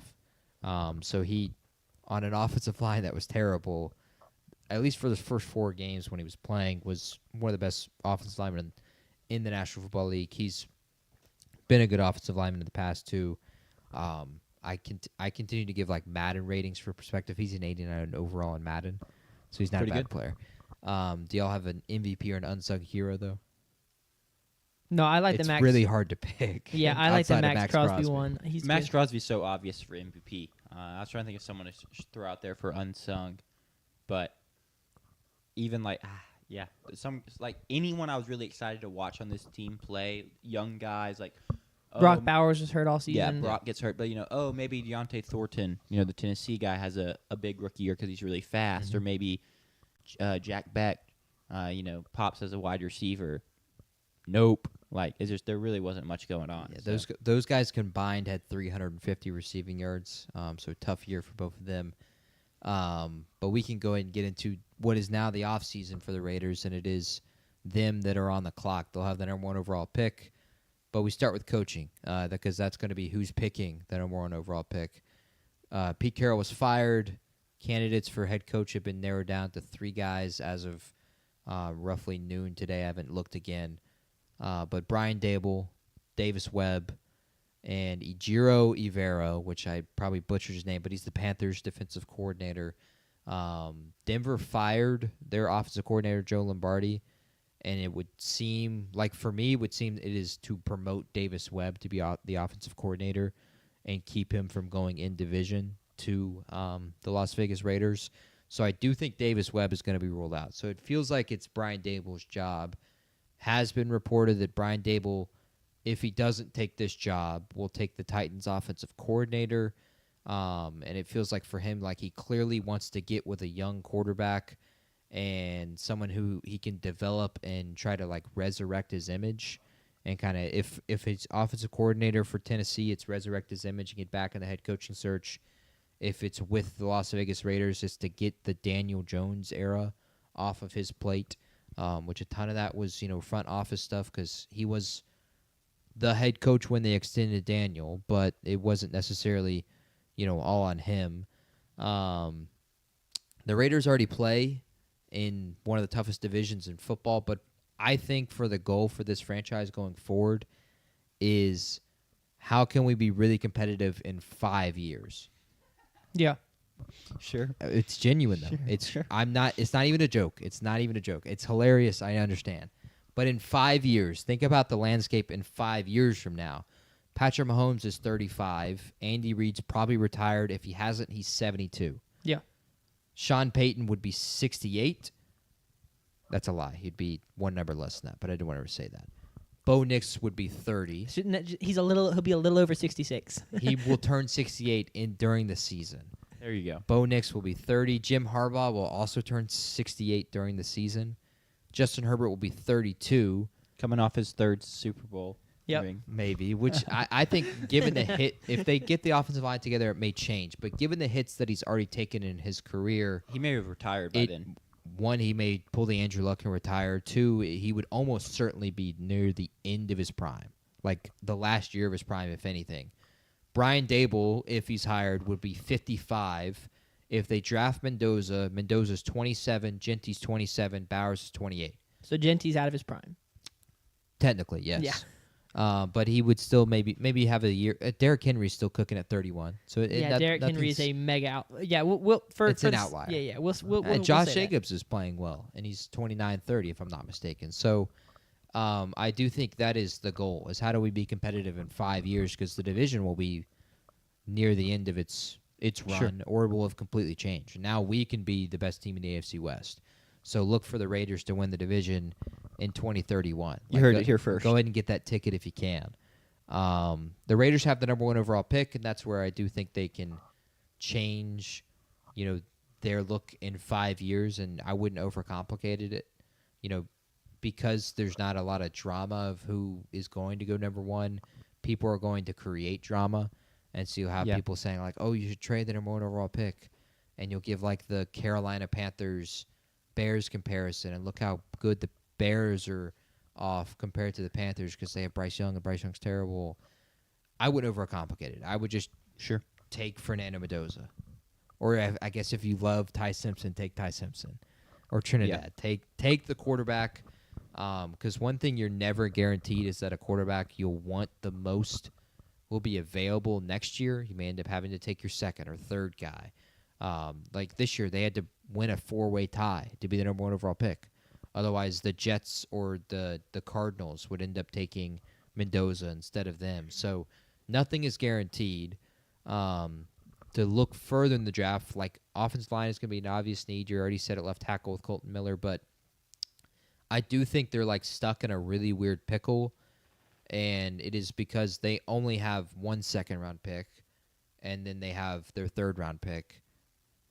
I do wish they would have like 2 second-round picks somehow because they need offensive linemen and they need wide receiver help. They have no wide receivers of note. Trey Tucker had an incredible year, but Trey Tucker also had a 3-touchdown game, and that was half of his touchdowns this year. Yeah. He was your leading touchdown getter. You need some kind of weapon for Mendoza, and something like we should go ahead and make the TikTok now because I would love to see him paired with Omar Cooper or Elijah Surratt with their first pick of the 2nd round at 36. It just kind feels of like Joe perfect. Burrow, Jamar Chase. It's a little different because that was the number 1 pick and the number 5 pick in 2 separate drafts, but it would feel that way. It worked. It is. So they hope it Cam turns out Ward, like Cam that. Ward, Xavier Restrepo. Yes, it is. It's a Heisman Trophy winning quarterback, Dwayne Haskins, And- Terry McLaurin. a national champion receiver. So I do love that. Derek Carr, Devontae Adams. Yeah, that took a while to get together. But it did eventually. Hey, they did it. They did it here. It happened and in Las Vegas. Didn't work. So I would love that pick at 36, but there's still the glaring hole of what do you do with the offensive linemen. And so I do think it's going to be a tough one. That will all be kind of judged on how do they handle free agency. But we'll get into free agency in a second. Where would y'all like to see them go? I know, y'all both love the Omar Cooper, Elijah Surratt, but Yeah. I think I love it because you get the teammate connection, obviously. But I'm so anti taking a quarterback and then giving them no weapons. Just like it's no fun. Yeah. And it just feels kind of mean, honestly. Yeah. No, obviously, it also feels mean to take a rookie and stick him behind one of the worst offensive lines in the league and say There's a reason we yeah, have okay. the meme of like That was the in my throwing notes. downfield. The Cue the meme of that. Yeah. Of Yeah. no offensive line, the quarterback dies. Because- offensive line, he has nowhere to throw it to. Mendoza is also not someone to shy away from taking big hits, partially because I think he welcomes it, and then sometimes I don't think he really sees it the best. So if you put him behind a bad offensive line, he's probably going to get hit hard a lot, and that's not ideal. Yeah. So I'm fine wide receiver. I'm fine offensive line in the second round. If you don't go offensive line second round, you better spend some money in free agency on the offensive line. You got to do something. Yeah, to speak to that, the Raiders have $87 million in cap space this offseason. So they find some offensive line. They have plenty of money to do it, and this is with Geno, who's on the books for $27 million. They also have the Christian Wilkins thing that happened at the beginning of the year. He's on the books for $27 million as well next year. So $54 million are wrapped up in two players that aren't going to play for them, and they still have $87 million in cap room. That's insane. So it works out in their favor in terms of getting towards a rebuild and going forward. But like I said, we're planning for 5 years from now, not necessarily next year. 27 guys will become a free agent, not this coming offseason, but next year. So summer of 27. You'll have even more money to spend next summer. Yes, summer of 2027. They have, there's not a lot of long-term contracts signed outside of Colton Miller and Max Crosby. So this is going to make like rebuilding significantly easier. Tom Brady, minority owner, and Al Davis, and whoever they end up hiring as their head coach are going to have the weapons they need to put together some kind of franchise. They're not held down like the Cleveland Browns are with the Deshaun Watson contract. Like the Cardinals are, like we just talked about. They're going to be held down a little bit with the Kyler Murray contract. They're going to lose roughly $20 million every single year with that. So they are in a great spot towards rebuilding. They're in the AFC with the quarterbacks, where every team has a quarterback now, and a really, really tough decision. So in terms of free agents this year, like Daniel Carlson is really the only one I consider bringing back. They got a lot of old guys that you can just let walk, like Tyler Lockett, and there's some defenders as well that I would just go ahead and let them walk. Daniel Carlson is like the only guy, their kicker, former Auburn kicker, I would really consider bringing back. He had a pretty good year. And that means for free agency, attack the offensive line. Because if you can handle that, then it makes picking wide receiver at 36 so much easier. And then I do think you address the defense a little bit, specifically the linebackers. And this is maybe it's another trendy, under-the-radar pick to take the Raiders to make the playoffs next year. Yeah. I don't know. It was a trendy under-the-radar pick this year, and that did not pan out. Hey, you gotta get it right a blind eventually. squirrel misses a nut every once in a while. Yeah. Yeah, that's definitely how the saying That's how the goes. saying goes. It's definitely how it goes. So the early realistic goal for next year is the same thing that I said for Cam Ward and the Titans in the preseason, is that keep Mendoza healthy, have him make some kind of pop plays, have some kind of wow factor. I do think like he needs to be in the same conversation of, is this guy a top 10 quarterback in the AFC? Because I did feel like that would had to be some kind of talking point for Cam Ward. And now when you look at the quarterbacks in the AFC next year, Josh Allen is above him. Drake May is going to be above him. Joe Burrow is above him. Lamar Jackson is above him. Trevor Lawrence is above him. Bo Nix, you can give it to him. Mahomes, Justin Herbert. That's 8. But then you have like Daniel Jones and C.J. Stroud and Shedeur Sanders, whoever the Jets and Dolphins quarterback be. So Cam Ward has already solidified himself, I think, in the top 10 very easily. That has to happen for Mendoza next year. In the AFC, not in all, the AFC. A top 10 in the AFC, not top 10 overall, yes. I think that's the early realistic goal. And, of course, keep him healthy. And then the other one was the same one that Jack had with the Cardinals. Reestablish some kind of culture. Reestablish the fan base. Like, get your fans back in the building. The Raiders have a tough Now it's the problem that they chose moving from Oakland and coming to Las Vegas, but their stadium is a tourist destination. You turned on Raiders games this year in the 4 o'clock window. It was 50-50, maybe. But it was a ton of opposing fans because why? Hey, let's go to Las Vegas and then watch our NFL team on Sunday and then head out that evening. Watch them win, too. Like, let's go see a nice, easy victory. Have an excellent weekend trip in the fall. You need to make it to where the fans are coming to show up and watch the Raiders. So don't let your home stadium be a tourist attraction. Y'all have any realistic goals for them next year? Are they a 2-win team next year, Sanders? No, I don't think they're a 2-win team. 4 or 5. I think I like your realistic goal. It's just you need to show some sort of progress and some sort of positive trend being established that fans can grasp onto to keep players engaged. But also realistically, it'd be pretty nice to just pick really high again next year. So maybe win 4 or 5 games, don't end up winning like 7 or 8 somehow. Though maybe realistically, if you win 7 or 8, it means Fernando Mendoza is pretty darn good. Yeah. So maybe they would take that. But yeah, just let's see the trend line just start ticking up a little bit. Yeah, can I already go ahead and guarantee a loss for them next year? They will play the New Orleans Saints in the Dome. But just one. So there's a possibility they go 7 or 16-1. That is on the table, yes. Okay. I mean, at New England, that's a win.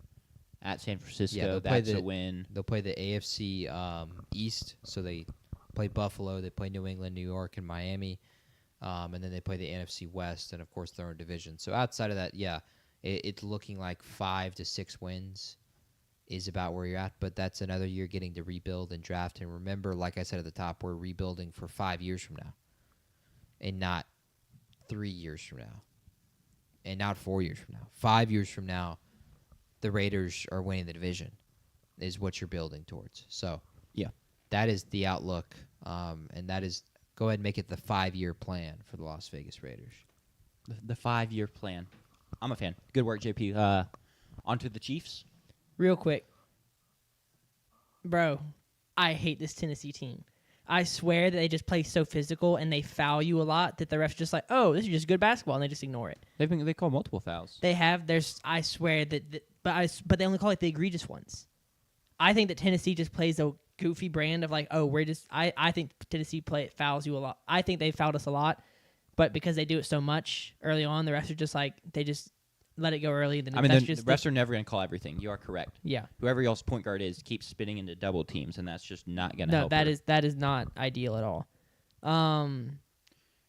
We playing Engelball Saturday, JP? You feel good about that? He's out of town. I'll be out of town. Oh, then we definitely don't have enough. I mean, that's we one person short already.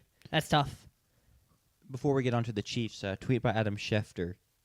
NFL officially appointed influential storyteller Dar Mann as its first ever Chief Kindness Officer in Creative of the Week for Super Bowl LX. Is he the guy with glasses that'll like listen to a voicemail? Wait, who is it? He makes like the little skits about like Dar Mann. This is why you almost like this is why you shouldn't bully. Like every video, some kid's bullying another kid, and then always gets comeuppance for it, making fun of him for being poor, making fun of him for being a gamer, what stuff like that. I have heard of this guy. So who named him what? The NFL has named him influential. They have named him Chief Kindness Officer and Creator of the Week. Surely that'll be a prop bet. Will Dar Mann be shown live on television? The question is, does he get to come to the game, or they're just like, oh yeah, we're just gonna announce this, and he doesn't? He'll be at the game. No way is it. Yeah, imagine not rewarding your Chief Kindness Officer with tickets. Yeah, you gotta foul, share foul, kindness. cool, share kindness. On to no the foul, Chiefs. that's fine. Yes, to the Chiefs, and that is you, Jack. Yeah.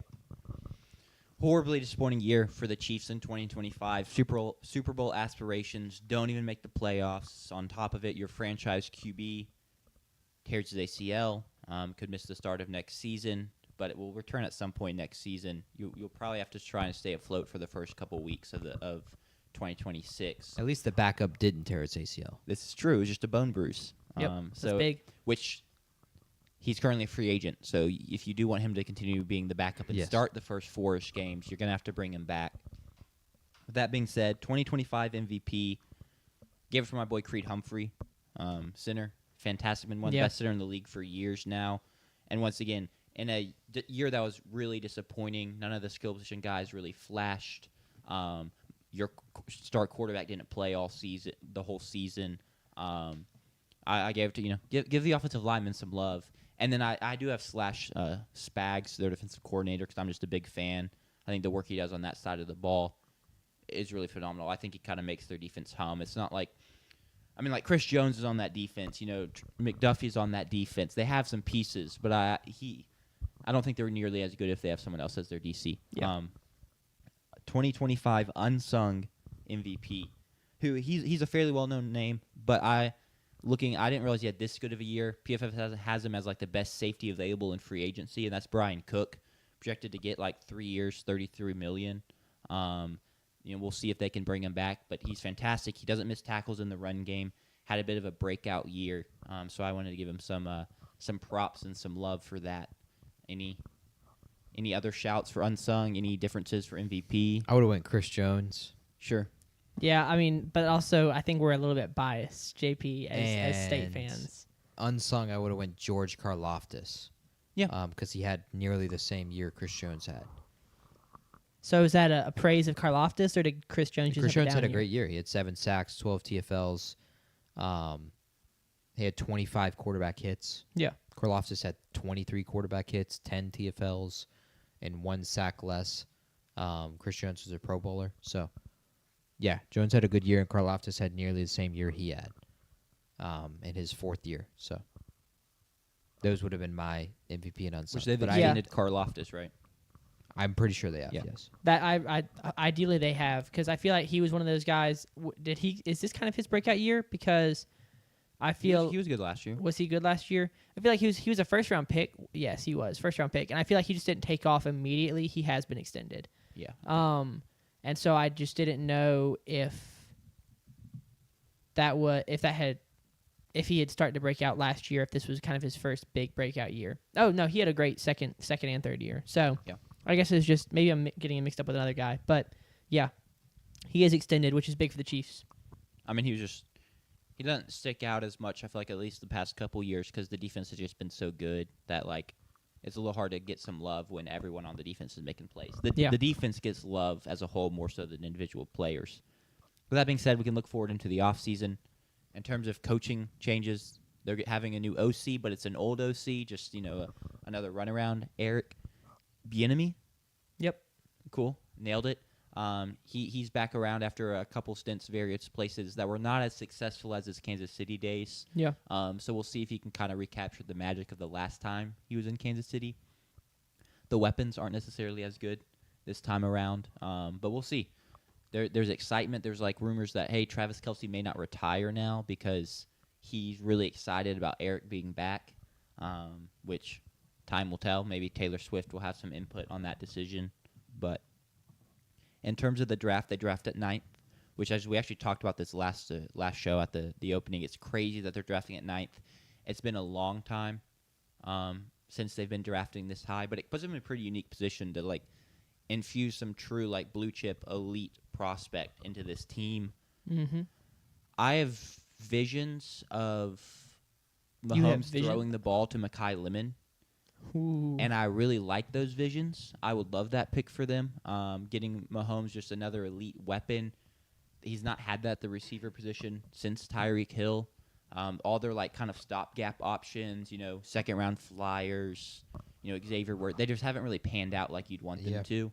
And then obviously Travis Kelce's really the Rasheed Rice thing has worked out. He may not play next year. Wait, injury? Is he just more in legal trouble?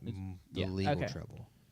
The talent, bad. The talent of Rasheed Rice has worked out, yeah. But he just definitely the off the field stuff has really hindered him. So I can see Mekhi Lemon. Their running back tandem also just hasn't really produced. So maybe Jeremiah Love at 9. You could obviously get another defensive playmaker. Maybe you go offensive tackle at 9 if you're we just really want to be able to protect Mahomes when he comes back healthy, because that's been an issue for them of late. Juwan Taylor hasn't really worked out.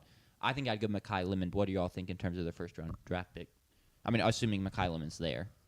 Yeah, I think Mekhi Lemon is good. Let's see, they're picking 9. Maybe Cardinal Tate's there, but Yeah, or doubt it. He's not getting past the Saints at 8. As I mentioned in the last show, like, so help me God, if Cardinal Tate is past New Orleans at 8 and he's there at 9. Yeah. What if he just tests atrociously? Still. Yeah.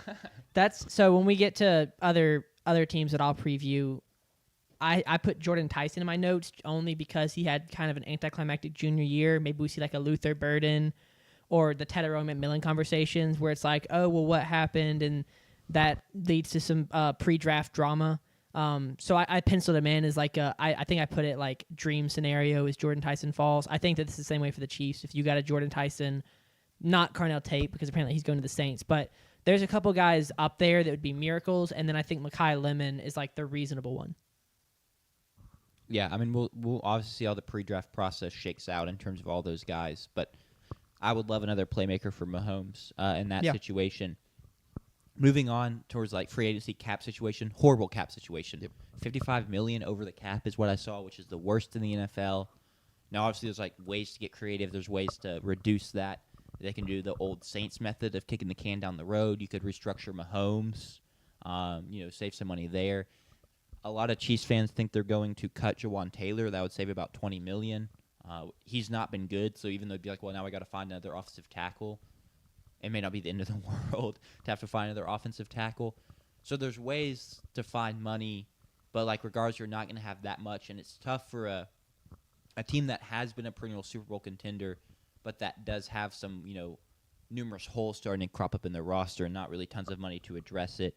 In terms of free agency needs, I'd like to see them be able to bring back Brian Cook. He could end up becoming too expensive. Other guys, if Travis Kelce doesn't retire, you're going to have to bring him back. Guys like that. You probably, in my opinion, should try and bring in another running back. I'm just not a fan of the current tandem of Pacheco and Hunt. I think there's not much juice left in those guys' tanks. But at the same time, it's like, once again, you just don't really have money. So there just may be a world where you bring in another guy that's just kind of that type of not really all that good as a running back, isn't going to make any explosive plays, stuff like that. Yeah. Offensive line would be amazing as well. But once again, for a position that matters so much, especially like offensive tackle, you do cut Jawan Taylor. It's kind of like, who are you going to find to fill that role at a cheap enough price that you're going to be able to get them? So a lot of issues to address in free agency, not a lot of money to do so. I'm interested to see how they get creative, what their GM does, who they cut, who they restructure. You got to think they're going to make moves, because I'll go and take this into my 2026 goal. I don't see them trying to be like, let's take a bridge year, and Mahomes misses a couple games, and like we're just going to call it 2026 season a wash, draft high again, try and kind of clear up our books a little bit. I think when they have Mahomes and how successful they've been, maybe from a bit of a pride standpoint, they're like, this year was a complete one-off. Nothing went our way. Mahomes got hurt. We couldn't win a one-possession game to save our lives. We now got this explosive playmaker for Mahomes. Let's turn back around and make the playoffs. And that's kind of what my goal is for them next year, is make the playoffs, because at that point, you've made the playoffs and you have Patrick Mahomes. So all logic goes out the window in terms of the Chiefs roster isn't as good as the Bills roster or the Patriots roster, but it's one game. You have Mahomes. We've seen the playoff success he could have. So just, make the playoffs even as a wild card and just see what can happen. Yeah. I like what you said. I do think tackle and offensive, or especially tackle on the offensive line, is a big part. I didn't like Jawan Taylor coming into this season. He's been one of the most penalized offensive tackles in the league through his 3 years at Kansas City.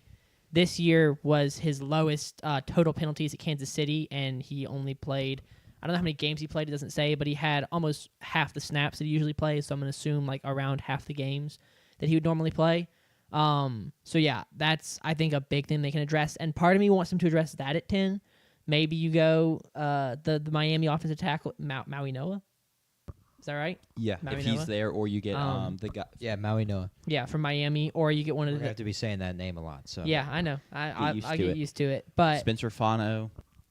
exactly, one of the Utah guys. I think that 10 could be a really good spot to address tackle, and that's a thing that a position I think they're going to need to address. So while wide receiver might be more of the fun pick, I wonder if with Mahomes just coming off an ACL tear, you prioritize keeping him healthy, keeping him upright as much as possible this year, and kind of say he's going to be able to create offense with Travis Kelce and Xavier Worthy and Juju Smith-Schuster. Unfortunately, like, we're just going to have to run with that this season because his long-term health coming off an ACL tear is more important than high-powered offense. I really like that take. Like that, we should TikTok that take because that is It's definitely a way to go with it. It's not being talked about right now. I don't necessarily feel that way. Like We can cue the meme. I talked about on Tuesday's show that we have to like wrestle with the fact that they are going to get some kind of elite playmaker, whether that's offensively or defensively. But they could very well just go ahead and take offensive tackle if their guy, playmaker-wise, isn't there. Whether that's like Jeremiah Love would be a dream fit for them, but I really hope he doesn't get past 8 with New Orleans. We can't have both. Yeah, you can't have Carnell Tate and So Jordan if Carnell Tyson Tate and is there, I'm Jeremiah taking Love. Carnell Tate Over Jeremiah Love. over Jeremiah Okay. Love. That's what. But That's I will my be question. okay with us taking Jeremiah Love.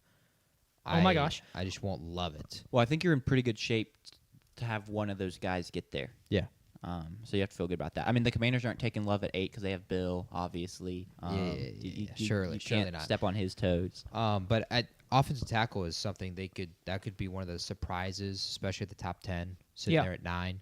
But then once you think about it for like 2 seconds, like, oh, that makes a ton of sense. You explained it really well there too, in terms of Mahomes coming off an ACL, you want to protect him. How is he? The only way he's ever lost the Super Bowl is because he doesn't have offensive linemen. Yep. Go ahead and take, if you like, one there, one at 9. So I love that. Then you can get your Elijah Surratt, Omar Cooper in the second round, which is, at this point, I think we've thrown Elijah Surratt's name out there for just about every team to take in the second round. So he's going to have a lot of suitors there in round 2. And the thing with them is, with Kansas City, they haven't been terrible at taking those kinds of weapons in, Xavier Worthy and Rashee Rice were both late first-round picks for them, and they've done that. When they've popped, they've popped. Yeah. Their A-plus game is Rashee Rice is a top 5 receiver in the league, and Xavier Worthy is an elite weapon. Yeah. They can very well, handle that in the second round with some guy, and there's so many receivers to pick from. Brandon Thompson, the next Tyreek Hill. I mean, he's got Tyreek Hill's.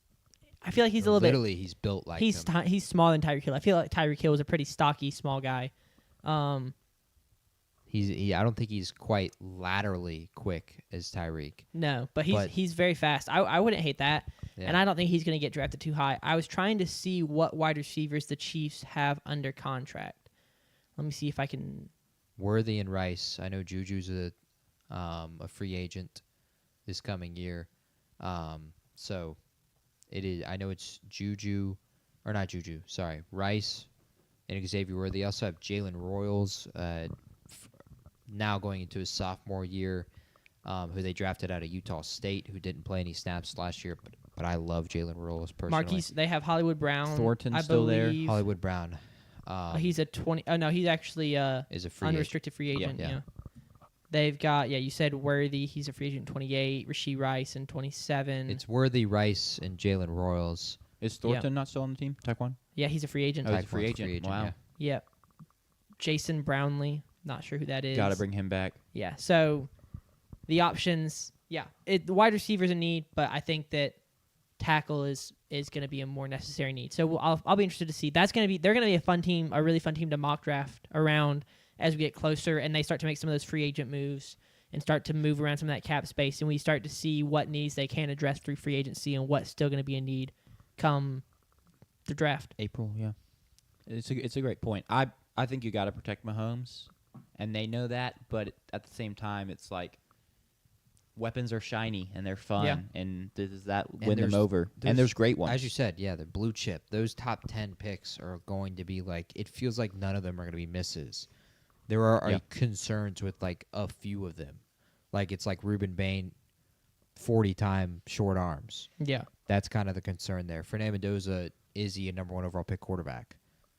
I don't know, Yeah. but he's a Heisman Trophy winner. I don't know. national He can't champion, break tackles. I don't know about that. And there have been a lot of Heisman Trophy national champion quarterbacks that do well in the National Football League. The latest one that didn't really do well was like Jameis Winston, and he's been a career backup. So post his Tampa Bay days, so it is that top 10 is going to be really fun, and it'll be really fun to predict and then see where the pieces land. It'd be fun to cover it live on the channel as well. Yeah, we will be live. From for the Pittsburgh. 2 viewers that we have watching right now, we'll be live come draft night doing a big draft show. But do we want to go ahead and move on to the next team? Yeah, let's get on to your Rams. Oh, boy. The Rams. Real quick, I just want to do a brief update on the women's basketball game because I've been watching out of the corner of my eye. Bro, freaking Tennessee cannot hit a free throw. I think they had one girl who started she's 0 for 6. They have a girl who's 0 for 6 from the free throw line. That's pretty poor. Yeah, not as a Tennessee fan. I'm sure Tennessee fans out there hate to see it. I'm enjoying it currently. It's keeping us in this game. The game, y'all are up 9. Yeah, well, yeah, but if they were hitting their free throw, I guess if they hit their free throws, we'd be It's like up a tie 3. game. Shut out 9. But I also I like the adjustment we finally made on countering their full court defense, which is just like long throws, deep throws, like a quarterback. We scored a couple cherry pick opportunities, which love to see that. But after my brief women's basketball break, we're in halftime currently, which is perfect because I can now do the Rams undistracted and not having to watch the game out of the corner of my eye. And, man, I'm excited for this offseason primer. Before we get into the offseason, I do want to shout out a couple players. We've been doing this for every team. We do a team MVP and then kind of an unknown MVP. The MVP is Puka Nacua. I think there's a really, really good argument for Matthew Stafford, but I went Puka Nacua. With his 2,000 yards, it's the most yards in a season, counting the postseason, since, do y'all know who? I assume you do. Cooper Kupp in 2021 when he had 2,425 yards. So Puka Nacua, most yards in the last 5 years. And I also had to do that because it was another Rams player. So just, a little fun tidbit there that every Rams fan knows, I'm sure. But yeah, that's my team MVP, Puka Nacua. Him and Devontae Adams worked really well together, so that was a really fun offense to watch. And it was all facilitated through Matthew Stafford, but I wanted to give it to Puka. My unknown MVP. I cheated on this one. It's the entire offensive line because the entire offensive line is unknown. All right? I'm serious about this. So 4 of the 5 guys on the offensive line have been drafted since 2020. So in the last 5 to 6 years, since 2020. Their average annual value in their contracts is 25.4 in their position. So on average, these guys are the 25th most highest paid player at their position. Like that's how they basically took 2 backup offensive tackles because the guys they were expected to start and were paying the big bucks. One of them got hurt, and then I don't think the other one got hurt. I'm not sure what happened with him. I tried figuring it out. I think he just got benched. He just was bad. At left tackle, you've got Alaric Jackson, 16th in average annual value. At left guard, you've got Steve Avila, 25th in average annual value. Center, Coleman Shelton, 25th. Right guard, this is the best paid player they have per position. Kevin Dotson, 7th. And then at right tackle, Warren McClendon Jr., 54th. This is an offensive line that's assembled not of like high draft picks or big names. Like these are guys. I don't think any of them are first round picks. I don't recognize any of these names, and I keep up with the draft every year pretty well. I don't think that any of these guys are big names.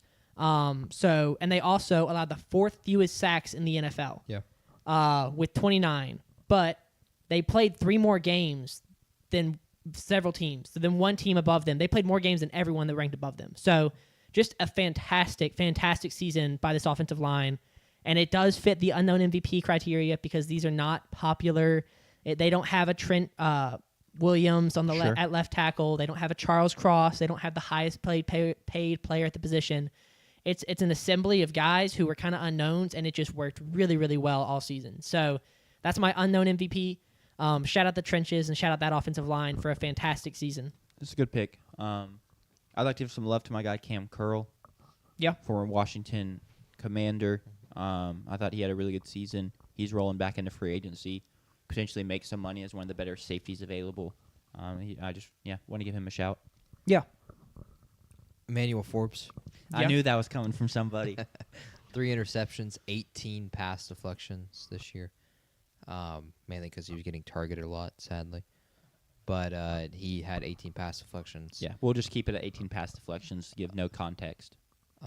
Was technically benched during the NFC Championship game, but that was more of a matchup response than it was him being good or not. Now wasn't good enough to just be the starter, but they didn't like him in a matchup against JSN or Cooper Kupp or Rashid Shaheed, and not a lot of guys match up well.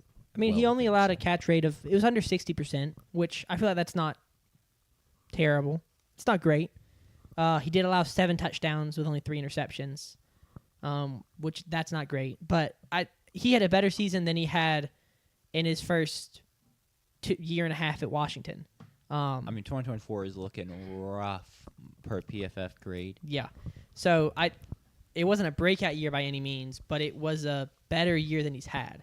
I think he's shown he can hang around on the fringes of a roster, find some playing time. And maybe he gets bigger, maybe he finally puts on a little weight. What is he still like 140, 150? He is a small guy. He's listed at 180, 6'1", 180. Which that's like, what do you weigh, Jack? Like 160. 160. So he's got it. Though I'm not sure I trust 180 to be accurate. That seems a little false, but he's bigger than I am for sure. Anyway, so those are my MVPs. Is Puka Nacua. Did you give who you would have listed? You said Cam Curl. You said fine. Cam Curl. Matthew Stafford's fine in terms of MVP. But I guess Cam do y'all hate me going Puka over Matthew Stafford? Because I do still think Matthew Stafford is the NFL MVP just because MVP relies on who the quarterback is so much. Like a quarterback's going to win it every year. That's just kind of where we are now as a society. As a sports NFL voters are going to pick the quarterback. But I just wanted to give the shout to Puka. Coaching wise, they've got their head coach locked in. I'm not worried about that. So we'll talk about the coordinators because that's where it kind of gets interesting. Both these guys have attracted head coaching attention across the NFL. We talked about it a little bit earlier, but Mike LaFleur interviewed with the Cardinals and spent several days down there and then left without a contract. So while it is, I think that is good for the Rams, given that I think from the reports I've seen, he's still considered the primary candidate, the lead candidate. I don't think they feel comfortable yet, and I wouldn't either if my head coach was still being reported as the lead candidate for a head coaching job. If one of my coordinators was. So that's where that is. But also, I trust that coaching staff to be able to find the next guy because that's what he's done for years. His tree, his head coaching tree or his coordinator tree, the guys that he's sent out has been great. So, and he's one of those head coaches that's calling plays. Yeah. So you're really only looking for an offensive coordinator to help you with game planning. Yeah. And maybe some game managing of calls at certain spots. Yeah. It's not a huge need. Yeah. Like with the Eagles, with Nick Sirianni and their offensive coordinator needing to be filled. That's who's calling the plays for their offense that was good point. Inept this year. So I'm not too worried about Sean McVay and his ability to continue to kind of identify guys and continue to promote from within. At DC, Chris Shula, he's had interviews with I think 5 teams. The teams that I saw were Steelers, but they've hired McCarthy. The Ravens, they hired Jesse Minter from Los Angeles, and then the other 3 are the Dolphins, the Raiders, and the Cardinals. I think he also had a couple other teams reach out that he declined. So he's been kind of shopping around, but is I think now expected to return to LA kind of after that first round of interviews. So once again, no confirmation of that. Interviews and stuff are still happening. People are still looking for head coaches, but I think that Rams fans should feel good about the defensive coordinator returning, and then offensively, Sean McVay will be able to handle that. The big question, and I kind of struggled with when to address this, and I think now is going to be the time because it'll kind of lead into everything else that we're going to discuss, is Matthew Stafford. Will he be back? Mm-hmm. And I'm sure most Rams fans have seen the interviews, and for those of y'all that aren't Rams fans, I'll hit it now, cover it now. Sean McVay was asked in the post-game presser by a reporter, do you expect Matthew Stafford back next year? And he got this disgusted look on his face. He was like, if he still wants to play, what kind of I didn't put in the rest of it because it wasn't really relevant. He's just like, what kind of stupid question is that? Is basically the gist of what the second half of his answer was. And then he proceeded to say, if he wants to, he's still playing at a pretty damn good clip. to say that like if Matthew Stafford wants to come back and play and he's going to play really well. It's just kind of up to him if he thinks he's done or not. Because physically he still has it. It's just, does he want to stay in the game or is he ready to hang it up? Stafford was also asked, and he had a much more laid-back response, much quieter. He said, I'm not going to generalize 6 months of my life 10 minutes after a loss. So that's, I think, just to say that he wants to think about it. He's going to have to reflect on it. I doubt that he has an answer, or if he does, maybe he's playing it close to his chest. Maybe he knows 100%. He just doesn't want to talk about it. But that was, I think, at least conveyed that he doesn't know right now. He's got to reflect on it and decide. I'm going to continue as if he's going to come back. He had a very good season. He was healthy for this season. They've got a really good offensive line like I just talked about. All 5 of the guys that started the majority of the games are returning. They've got Puka Nacua coming back. I'll get into their other weapons later, but I'm going to bet on him coming back. They've got a lot of pieces returning on defense. There's a really good chance that he believes that they could make a run to the Super Bowl next year, and I think he could. I think that that's a real possibility. So I'm going to bet on him coming back, and then we'll continue going, assuming that we'll work forward. Do y'all have any thoughts on Matthew Stafford? I don't see why not. He's going to win MVP. I'll go ahead and say that. Like, he's going to win MVP, and he was amazing this year. And for the large part, the reason they're not playing in the Super Bowl is because they got beat on 2 plays in the Seattle game. The muffed punt, and then the inability to convert on 4th down right there down by the goal line. Like, 2 plays changed their season. Yeah. And only one of those was in his control. And the one that was in his control, Seattle actually screwed up their play call, and that was the only reason it worked out for them. The Rams were trying to run a flat route to Kyren and turn it into a wheel route. Flat and then turn it into a wheel. And DeMarcus Lawrence, Sean McVay at least thinks accidentally dropped in coverage, but DeMarcus Lawrence claims he saw Julian Love was out of position and also dropped, and so they double covered Kyren, and so they couldn't go to their play, and that's why they couldn't convert on the 4th down. But those 2 plays are the difference in them being in the Super Bowl and being a heavy favorite to win the Super Bowl. So I see no reason to not come back. Yeah. To be honest, because like if anything, maybe like this year it wasn't talked about enough, but he was every single week he was getting an ejection for his back, and it just was never a story.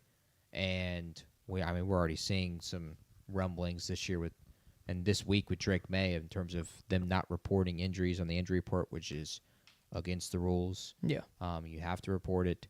Maybe there was a little bit of that behind the scenes. Like, they're not reporting an injury, but Stafford's getting a back injection every single week, and it was really, really bad. Or it was a ton of work to get geared up for the season. Like, those are the only that's the only way like I see it in terms of him not coming back. Is if that was happening, we just didn't hear about it? Yeah, if we just didn't know about it, and it was like his back was really killing him, and it was a ton of work to get ramped up for the season, and now he can't move in the off season without like injections, and you can take injections as long as you want, but at some point, like, injections are depending on what it is, but most of the time it's like just to quiet the nerve and quiet the pain, and it doesn't never it's not fixing anything. the problem. Yeah. So if it means like, if I play another year, I could, not be able to walk for my kids in 5 years, then maybe you retire. Yeah. But other than that, like, I see no reason for him to not come back. Yeah. I think he'll come back too. Just he played great. The team's in a great spot. There's a lot of money on the table for him if he comes back. I think he'd have to be pretty cooked physically to not return. So, moving forward, we'll address free agency first. They've got a couple of big free agents on the team, on the roster right now. I'll go ahead and pull them up here, and then I'll highlight the ones that I really wanted to talk about. A big one is Rob Havenstein. He was one of the guys that I think was supposed to start at offensive tackle, and then ends up getting hurt. And then they have someone else come in and play really well in his stead. They're starting, I think left tackle. and then Alaric Jackson came in. Yeah.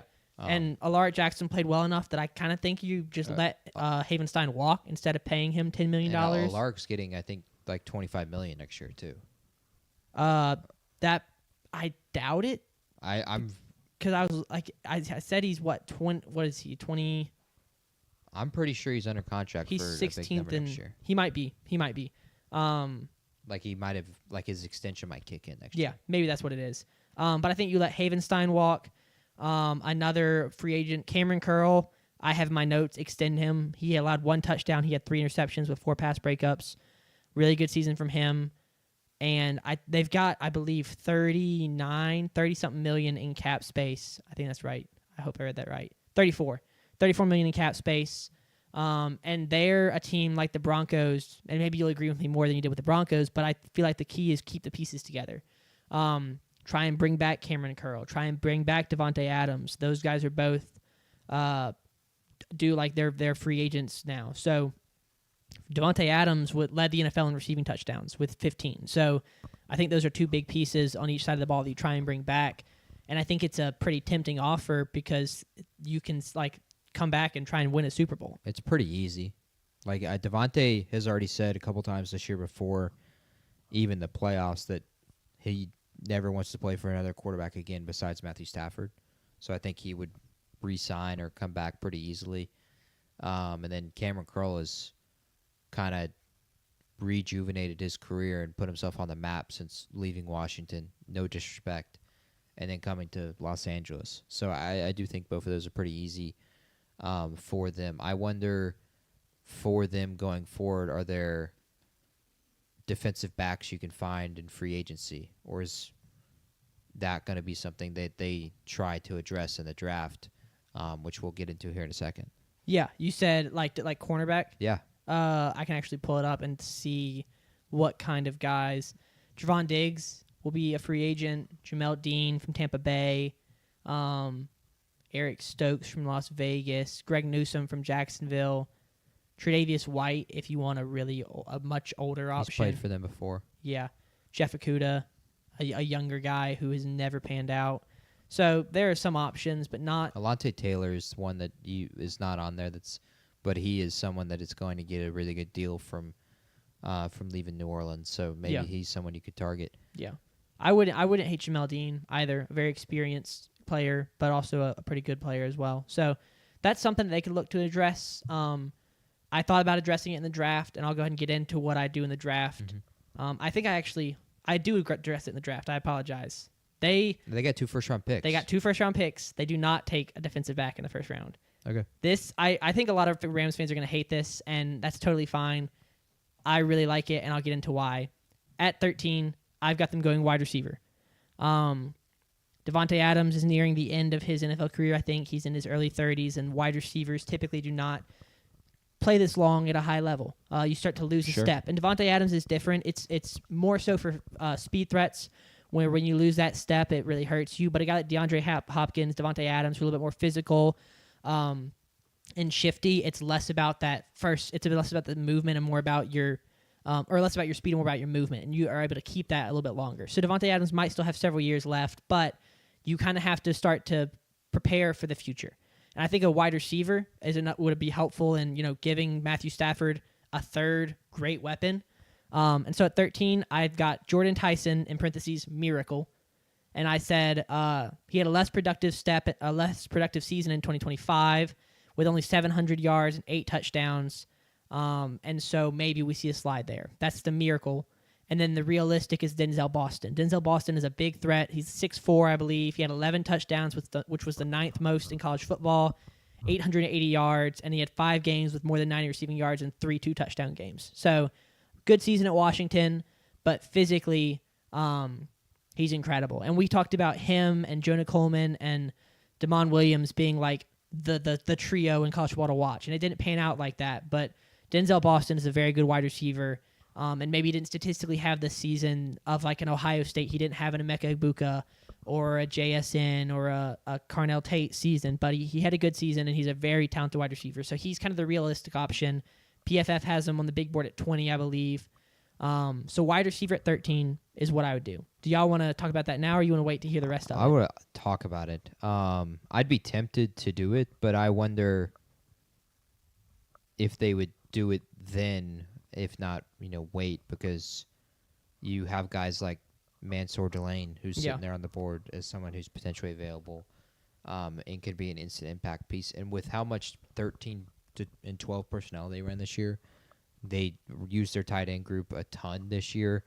I wonder how much a third receiver is of value to them. I think it's a layup if Devontae Adams, for some reason, retires or walks. Yeah.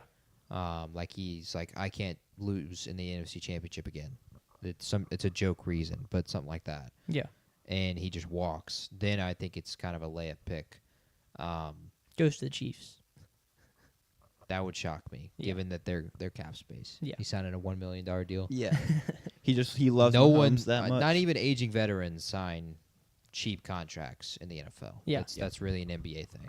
And that's fair. I will also say that one of their tight ends is due up for an extension. He's a free agent, Tyler Higbee. So what about like Kenyon Sadiq then?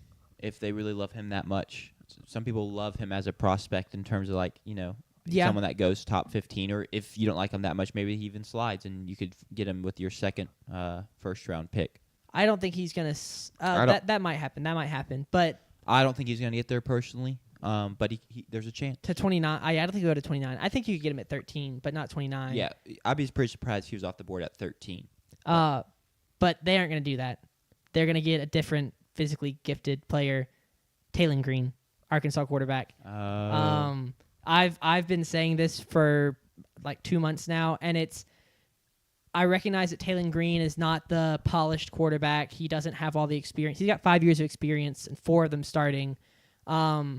But he's got so many physical traits, his size, his length, his speed when he's running, his scrambling ability, the long strides he has, and he can make a pretty darn good throw.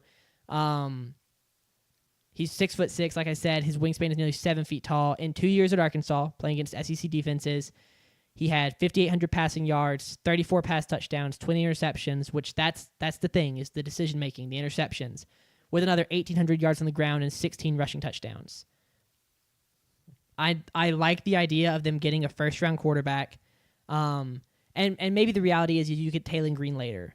Maybe that's possible, but I wonder if another team might not key into the same thing, and we might have like a Jordan Love situation where Jordan Love goes a lot higher than people expected. The Packers just kind of come out of nowhere and draft Jordan Love because he's their guy and he's their plan for the future. Sure. And I think that the Rams might have the same thought process around Taylon Green. They go, Matthew Stafford, if he comes back for another year, that's awesome, but he doesn't have 5 years left. He's got like 1, 2, maybe 3 if by some miracle he doesn't get sacked for the next 3 years and he just stands in the pocket.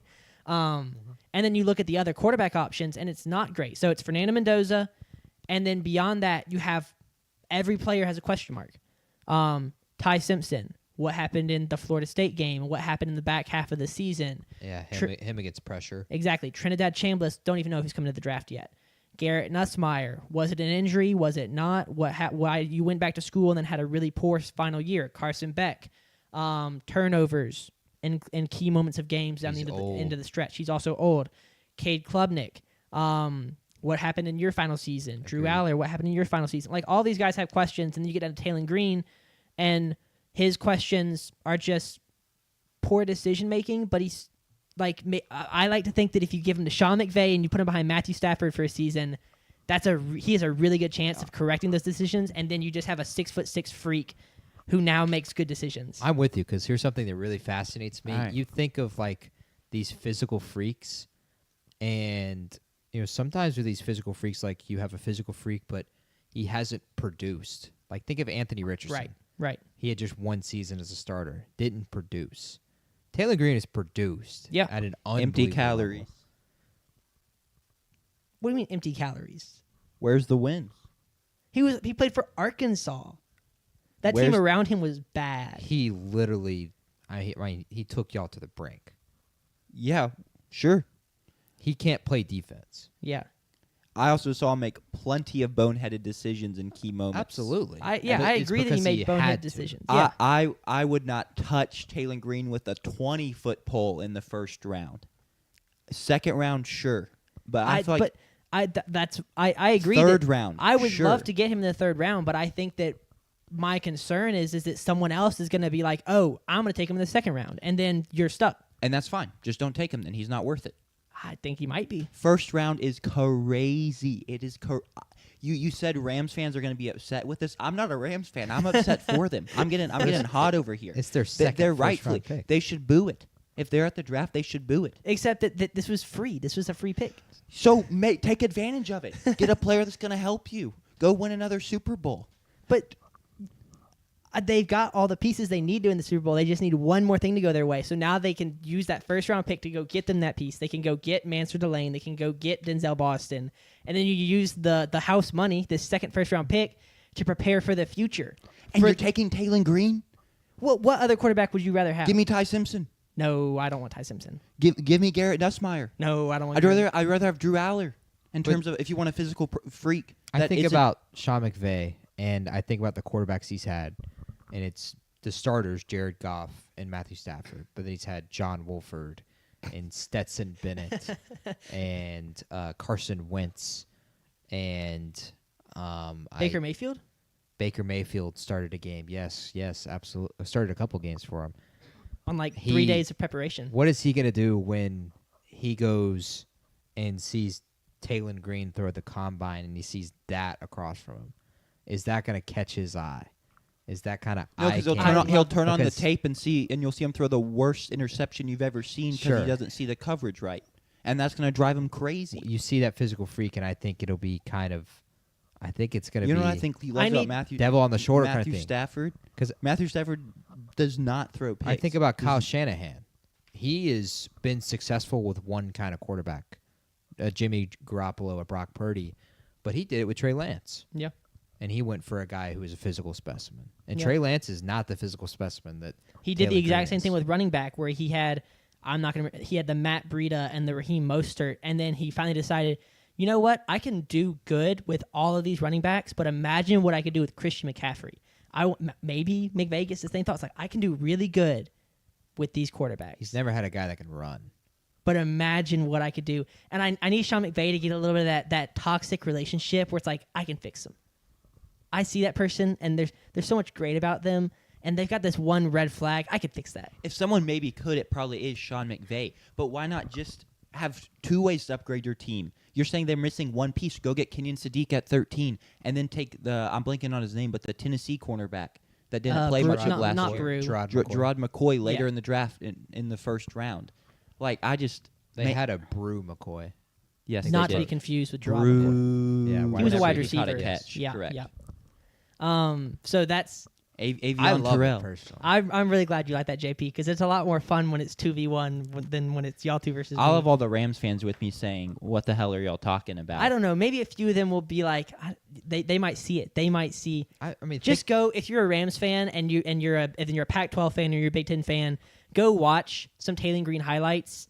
It's kind of like I watch said. full games. You'll see. No, You'll see don't horrible watch throws. don't You'll see watch the missed full throws. games. You'll Don't see watch a guy the full that games. sometimes struggles to be accurate, and he's a guy that has actually played a lot of snaps. He has played. He's a 4-year starter. 2 Correct. at Boise State and 2 at Arkansas. We're not talking about a guy that's a redshirt sophomore flashing these traits.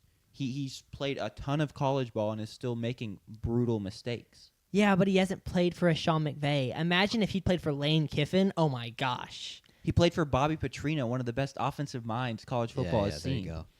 Now I was going to make the funny take. Now that you've made a funny take, I'll make a funny take. Okay. And look at where the NFC is going anyway with quarterbacks, with Caleb Williams and Jaden Daniels. Yeah. And Tyler Shuck and Jalen Milroe. You don't want to get left behind. Elite guys coming into the NFC. It's just going to be like the AFC. So why not go after Taylon Green, who's going to be that guy for you? Yeah, with your luck, that's going to get clipped and posted as a TikTok. Jackson Dart. Can I just real quick? Can you go to the position of 9? 9 is literally the NFC. Oh, right do you now. want to I see just want to where see the Taylon big Green board. is ranked? All right, here are the quarterbacks. I'll stop when I. All right, so Where is he?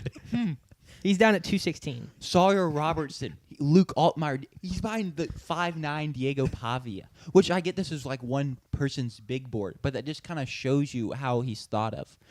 Does it have like a scouting write up on him? I don't think so. Yeah, I think that they will eventually, but it's still too. Man, he played good against Alabama State. It's still too far out. Yeah, he had a Or Alabama fantastic. A&M. He had sorry. 6 pass touchdowns, I believe, in that game. Go watch the Alabama A&M highlights. I don't think he had a turnover in that game.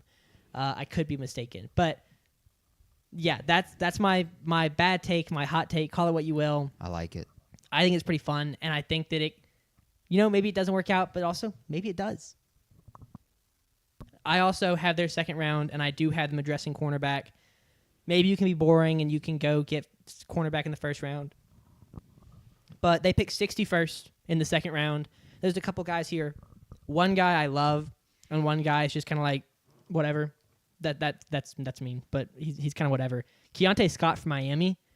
He had a ridiculous season this year. He's a cornerback. He's a senior. He played at Auburn for 3 years, I believe. But this year, Miami, I don't know how he did it because I haven't watched a lot of his tape, but I box score watched. I went back and looked at some of his stats. He has plays all like in his box score, stats in his box score that don't make sense. He has 5 sacks as a cornerback. That was the most in college football among cornerbacks. Yeah, he played a lot of nickel. Yeah. So they blitzed him a lot. Yeah, 9 quarterback hurries, 51 tackles, which was 15th among cornerbacks.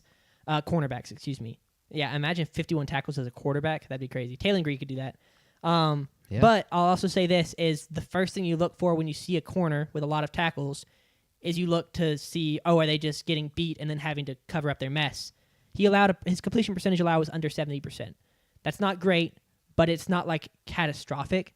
It's not catastrophic. So that's what I'll say. 2 forced fumbles, no touchdowns allowed, 2 interceptions, and 4 pass breakups.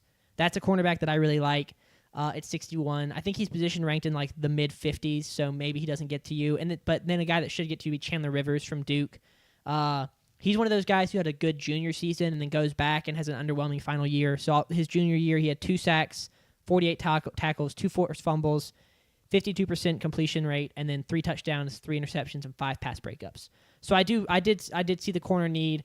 And I did address it in the second round. Mm-hmm. Yeah. And if they're not going to go get their quarterback of the future in Taylor Green in the first round, then maybe you can get the corner there. Yeah. And talking on Chandler Rivers real quick, he played an atrocious Duke secondary his junior year. His kind of dynamic duo member, Terry Moore, ended up not playing basically the whole year because of an ACL Wait, injury. in his senior year or his junior year? Senior year. Okay. His last year, this past year at Yeah. Duke.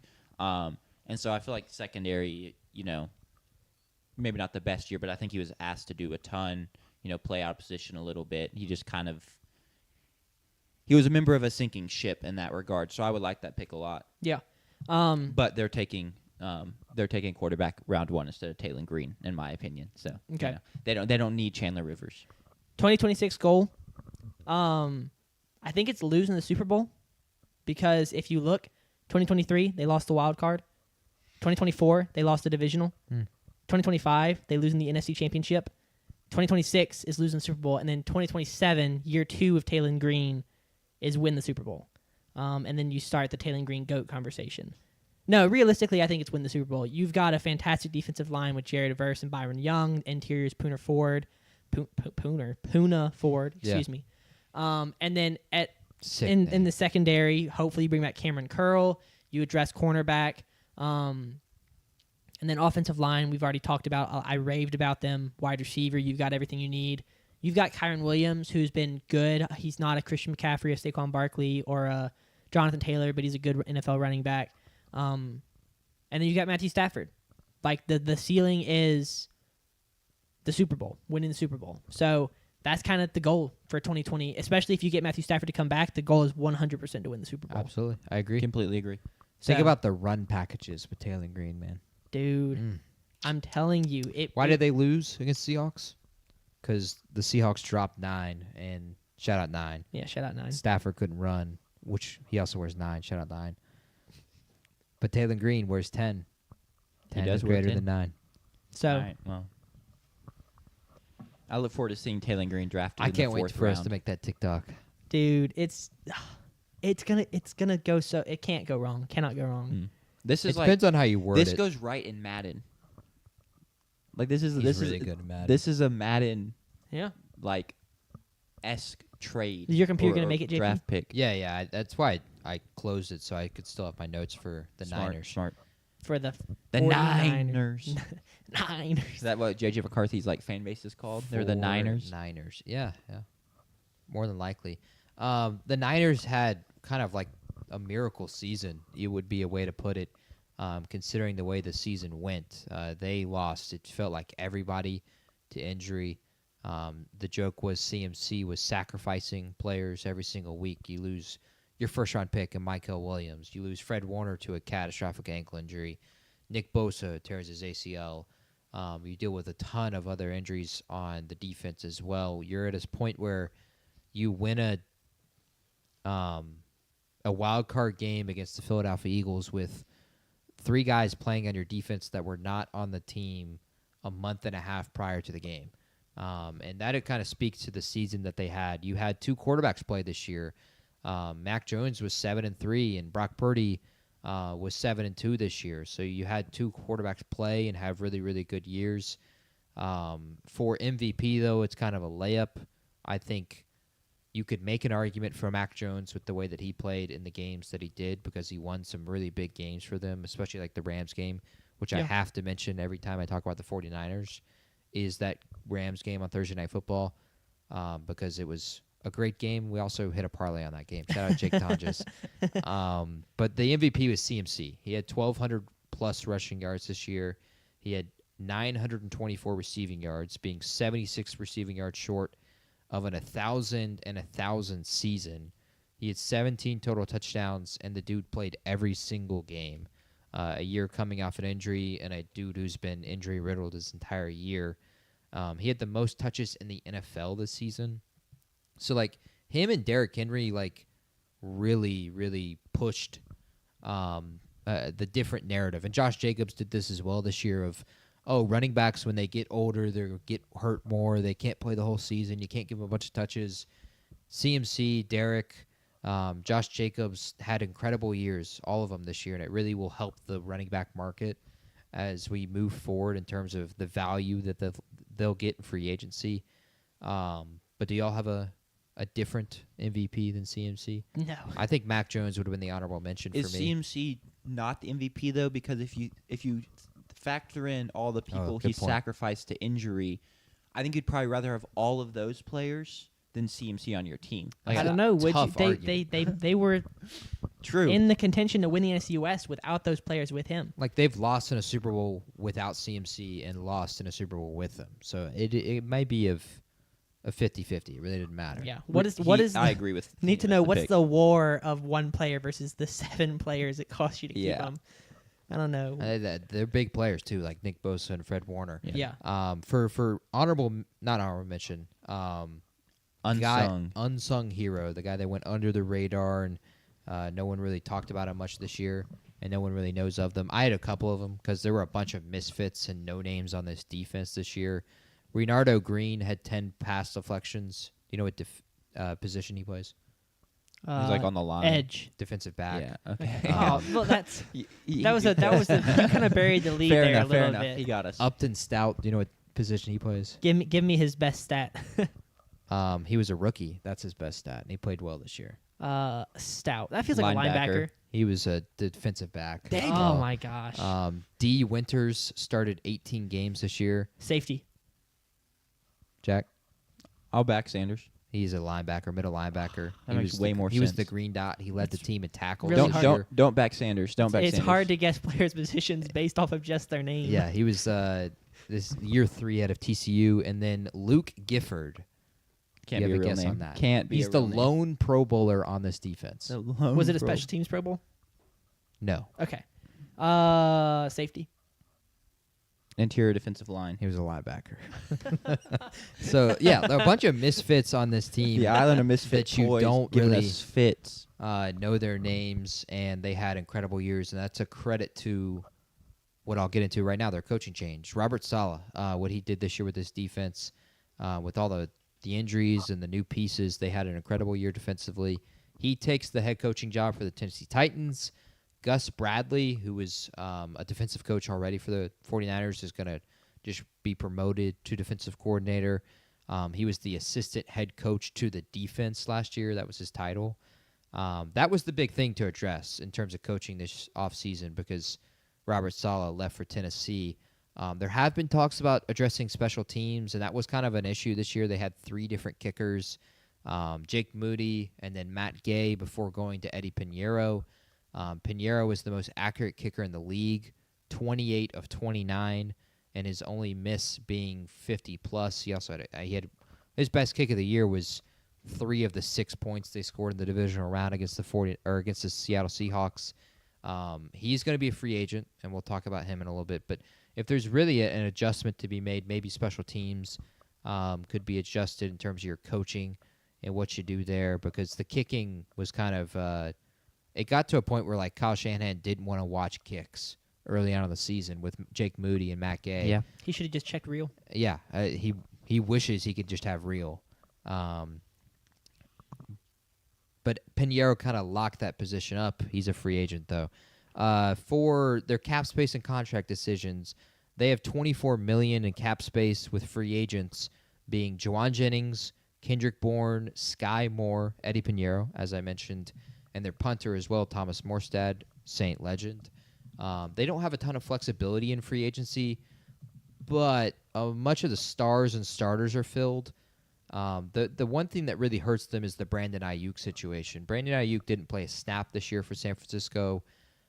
Per John Lynch, their general manager, he has played his final snap for the San Francisco 49ers. Brandon Ayuk has. So it's a messy situation. It was already like BS to begin with 2 years ago in their contract decisions. It was literally being talked about for like 3 weeks because we were in the off season and there has to be something to talk about football-wise every day. And it was Brandon Ayuk, where are we at with that situation? And Schefter's getting asked every single day, and Ian Rappaport's getting asked every single day, where are we at, where are we at? He doesn't play a single snap this year. He tore his ACL through 7 games 2 years ago.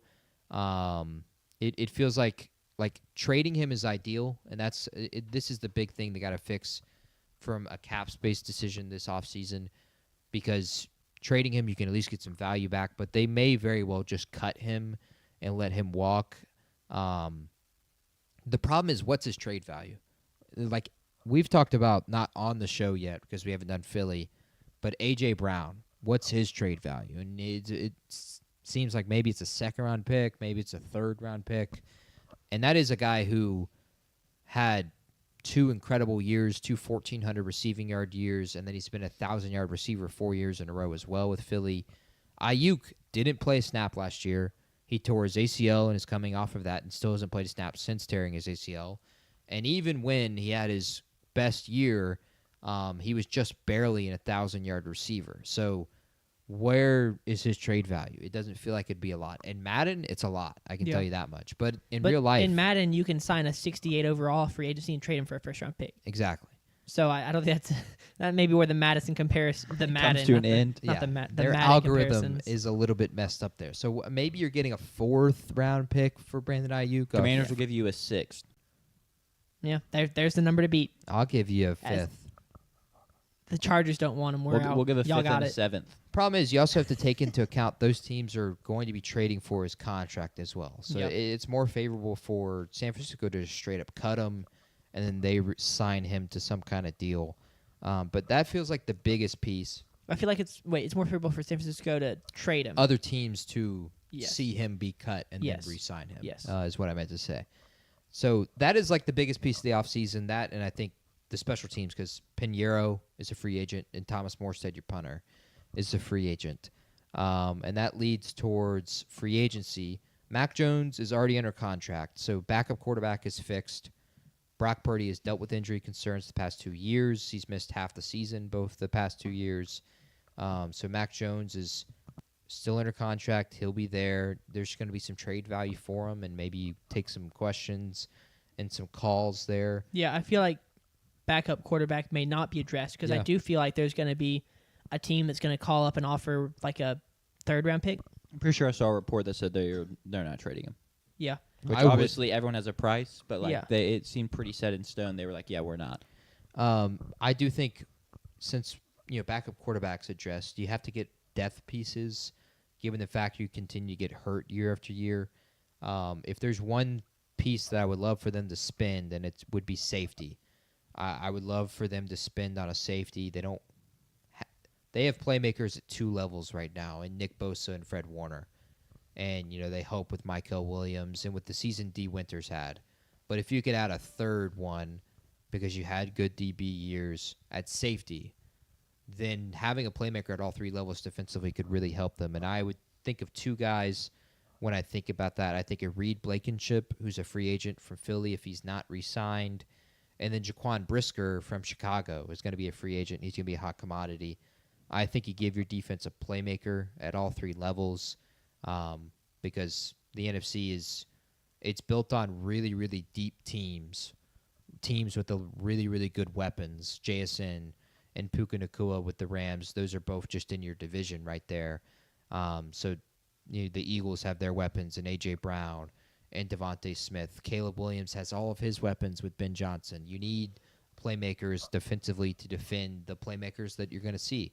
So I think that's where I would go in free agency, personally. Do you have any free agency qualms, wants? No, not really. I mean, once I agree, defensive playmakers, it's very admirable the job that this crew did this year. It doesn't mean that I'd be very happy to run it back. It's not sustainable. Correct. I think that's a very great way to put it. It's not sustainable, and I think they know that. And you also lost Robert Saleh, so there's another piece there. It's not the same defensive coordinator, so maybe try and find some guys that fit your new defensive coordinator's kind of style. So I like it. Yeah, as far as play, I mean, they'll return Nick Bosa. Yeah, they'll return Fred coming Warner. Off an ACL. Yeah, Fred's should be healthy. They'll have a former first rounder in Mikael Williams. Yeah, I think that makes sense. I think secondary, especially the playmakers, I don't hate that at all. So I can get behind that. And yeah, where have you? I don't want to get into the draft too early, but maybe we can look at. Do you have them? You finish free agency, and then we'll talk draft, and we can see is there? That's to finish it. And I can talk into it right now. San Francisco is the 27th overall pick. Brock Purdy's under a hefty contract, and he's signed until 2030, which is the next 5 seasons. So, this is not a spot to even joke about Taylon Green or a quarterback of any nature, Ty Simpson, who would just be Brock Purdy as well, you'd think.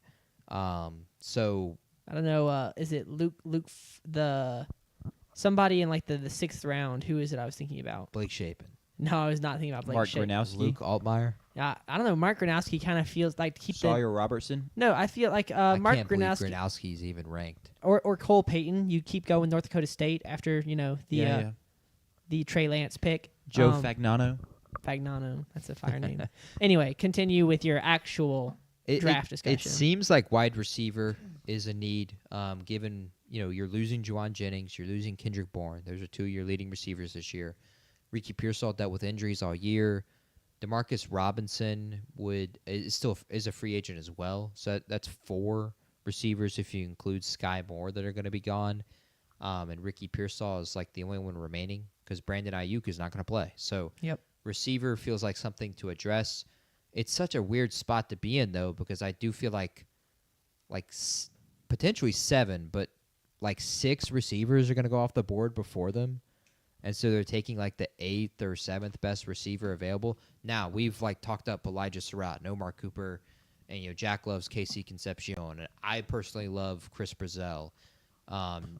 Sanders, as a Bama fan, loves Jeremy Bernard. So do not love Jeremy Bernard, and am not a Bama fan. But that's crazy. There are great receivers there that are available, but are they good enough to be drafted as a first-round receiver at 27?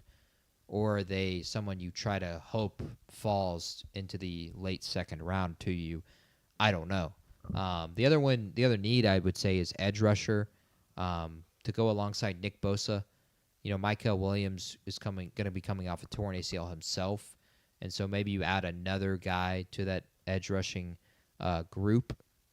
Safety is something maybe you could address with your first round pick. I don't know where they'd look to go because outside Caleb Downs, it's not a very deep safety class. They have 3 4th-round picks. That's where it's going to be really critical to address depth needs, and I think that's where you address depth. I think you look for guys that can make instant impacts. And so the one pick I'd suggest right now is Akeem Mesidor. Yeah. He is, I think, going to be here potentially at 27. If he is, he's a great fit. Because they have a win now attitude. He's old for a prospect. He's 25, if I'm not mistaken. And he's been consistently productive. And you're looking for production. You're not looking for someone who's going to peak in 2 to 3 years. You want it right now. I think he'll be 25 come draft night. Okay, so yeah, he'll be 25, and he'll be 25 playing next year. He had 9.5 sacks across his freshman and sophomore years at West Virginia, and then he had a season his junior year at Miami with 7 sacks, and then he had 12.5 this year. So he's been productive for 4 different seasons. He had one season where he had dealt with an injury and got a medical red shirt, which is why he's still, was still in college this past year. Sure. He has been really consistently productive. Mel Kiper is a guy who is frothing at the mouth over him already, so he may end up going higher, although Mel has been wrong before. Mel Kiper's just washed now. Like, I think he's in the twilight of his draft One thing analyst career. people have to remember is he's never worked for an NFL franchise. Yeah. So he understands to a degree what he's doing, and his ranking should be taken with some respect, but he's never actually been a scout before for an NFL franchise. Yeah. And so he doesn't know exactly the Unlike lay of us, the who land. have all played Madden. Yeah, unlike us. But Sure. unlike Daniel Jeremiah. Right. Or even Field Yates, who's been in an organization before. So he doesn't necessarily understand what they're going. He can only take it from what other people have told him or is what he's heard. Yeah. Sure. But he loves Akeem Mesidor. I would say Akeem Mesidor is a really nice pick if he's here. But also, like, if a receiver fell to here, it's a great pick as well. What about y'all? I agree with your logic. I'm maybe a little more optimistic on you that one of the receivers will fall there, and I just think it's almost a must that you get receiver help, whether it's free agency further on in the draft. But it's just, I would be scared to keep waiting on it because I just really feel like it's the biggest hole on this team. That being said, I don't hate edge rusher. Akeem Mesidor, that's fine. Maybe like a Cassius Howe falls because of lack of size or something like that. I doubt it, but maybe, and you can kind of jump on that. But yeah, I don't necessarily disagree. Wide receiver's priority number 1. Yeah. But I understand, you're not gonna reach on a guy 15 spots higher than you think he should go just because you're like, we need wide receiver. Yeah. I wonder if this is a place that goes double receiver, like goes second round and third round receiver, goes like One of them's gonna work out. first and fourth receiver. Sure. I think of like Houston did that this year. Now it hasn't panned out fully, but like Jaden Higgins and Jalen Noel in back-to-back picks. But that's the thing. When you take a second and third round wide receiver, you're not getting a Malik Neighbors or a Brian Thomas Jr. You're getting a Puka Nakua, who I don't think had a great rookie season. I don't think he really broke out. He was behind Cooper Kupp, I believe. Or you're getting a maybe JSN was a first-round pick, but like you're getting someone who it's like you're not going to be a Pro Bowl or an All-Pro your first year, but we really like you and we think you could become that. Yeah. And when you take 2 or 3 of them, like if you hit on 33% or 50%, you walk away with 1 or 2 really good wide receivers. So that's kind of the approach there of taking spending multiple lower draft picks on those kind of wide receivers that you think could turn into something, as opposed to they are already an NFL wide receiver. Mm-hmm.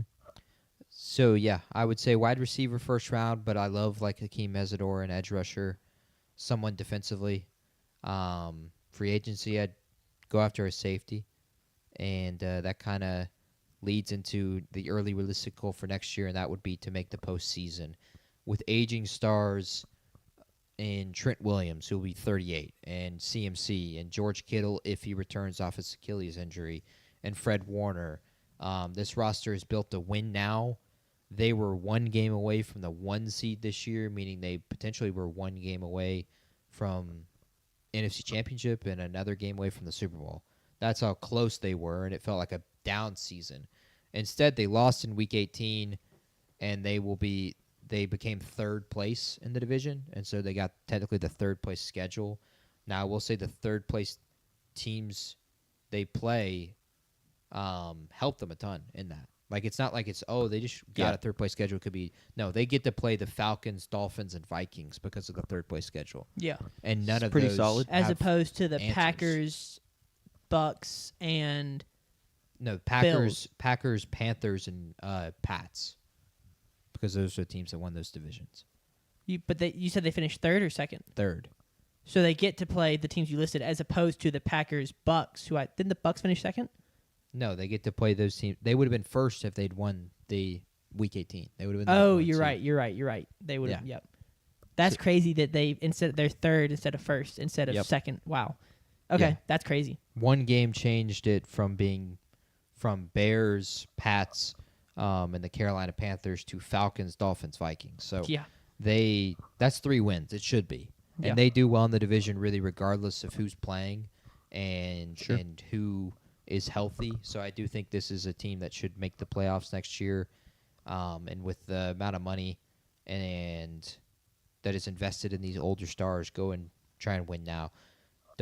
They've already missed 2 windows of winning a Super Bowl, but it's not necessarily over with this kind of roster going forward. And that is obviously something that Kyle Shanahan wants to do really, really bad. They were in the divisional round this year. They had an excellent year in what felt like a down year. So maybe this guy's looking up for San Francisco. Yeah. Sure. Was that what was your preseason? That was his realistic to make the playoffs. Just make the playoffs. Yeah. I don't hate that. They could be in run for the division. I wouldn't hate them as a division pick next year either. With the Seattle regression to mean and Stafford retires. Yeah, that's kind of what it takes. Worse injury luck for the Rams. Bro, do y'all want to finish? I mean, there's 6.5 minutes left. Do y'all want to end the podcast? I got to go. Oh, you got to go? Cool. It's a 20-point game. I do not. Nope. We've beat Tennessee 8 times ever. We beat them for the first time ever less than 10 years ago. That's like. Well, I mean, it's a massive win, but I'm just like, it's not like we're sitting here watching some cinema down the stretch. Don't care. I'm literally over here terrified. I don't care if it's a 20-point game. And maybe I would feel better if I'd been watching the entire thing, and so I would feel like it's a 20-point game. But like every time I look over, it feels like Tennessee's like right there in it. And so maybe it just doesn't feel like this game's over. Dude, The thing about the way Tennessee plays, which very much props to y'all because obviously they're 6 under the SEC, 15 overall. Yeah. Like high press, high energy. Yeah. Once you kind of get them off the track and like break their press and get them on their back foot, they're cooked. Yeah. Like they look horrible. It's similar like A&M runs full court press. If they go through a stretch of a game where like they're not hitting their shots, they can't set up their defense. It's so easy to score on us. We look terrible, stuff like that. It just has not been great. Yeah. For Tennessee in that standpoint, which once again props to y'all for playing I think defense well enough so they can't score and set up their press. And I think we also figured out how to break the press. And it's like I said earlier on that quick break, it's just the deep passes. We kind of found a method there of getting past it, which it's worked. Let's see. Have you heard the schedule as a hater name for Drake May before? I have the heard that, schedule. Okay. I didn't. So I'm looking in the chat. I'm like, who is Chromie talking about? Yeah, I'd missed that entirely. But talking about Drake May, the schedule. Drake, the schedule May. That's kind of fire. He also, Chromie says the Dolphins are winning the Super Bowl next season, and I'm holding him to that. Tennessee is shooting less than 30% from the floor and 3 of 18 from 3. Yeah, which also a part of this game is like, y'all have done really well, but we're shooting 48% and 44% from 3. Yes. So we're just hot. I mean, y'all literally banked in a 3 earlier. I look at the screen, and it's off by, like, it hits top of the square and just drops in. Which I will say this team can shoot. Sure. Now, some of that is luck, but also this Trayvon Crisp and Destiny can shoot the ball. Chris can shoot it. Yeah. Holy form. It's a great shooter name. Wait, who did I say? Yeah. He was agreeing and with Chandler you. Prater. And Chandler Prater can also shoot the ball very well. So we've got 3 guards that can really shoot the ball well. Oh, that's tough. But yeah, we can wrap it up, and I'll finish out this game and stress out myself. I think I will feel comfortable when the game is over. I know it's 20 points, but also it's just like that's the layup attempt they're taking, and they're missing that. That's fine.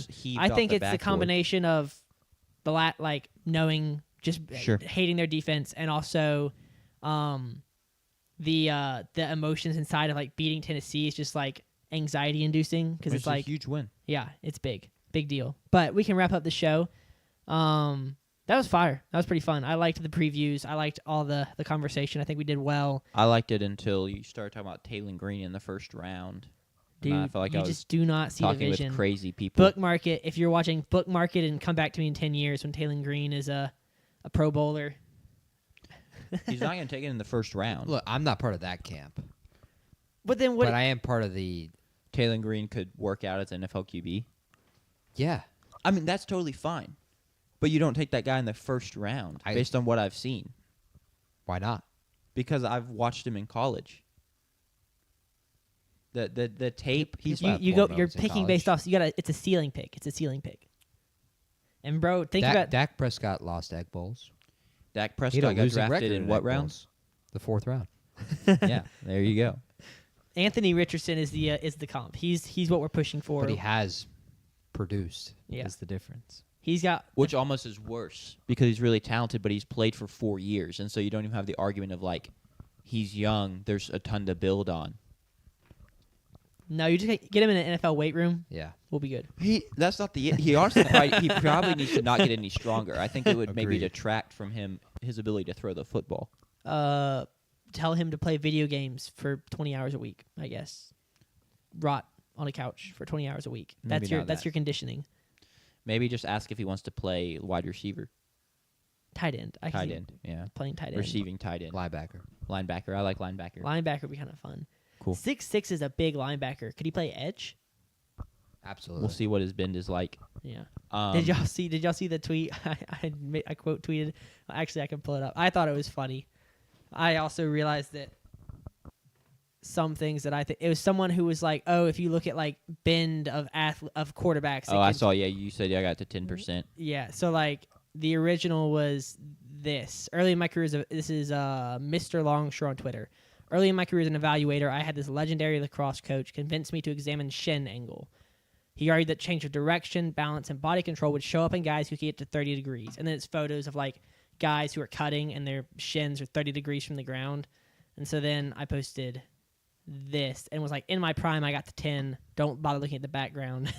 Yeah, you just. I mean, that's like 45.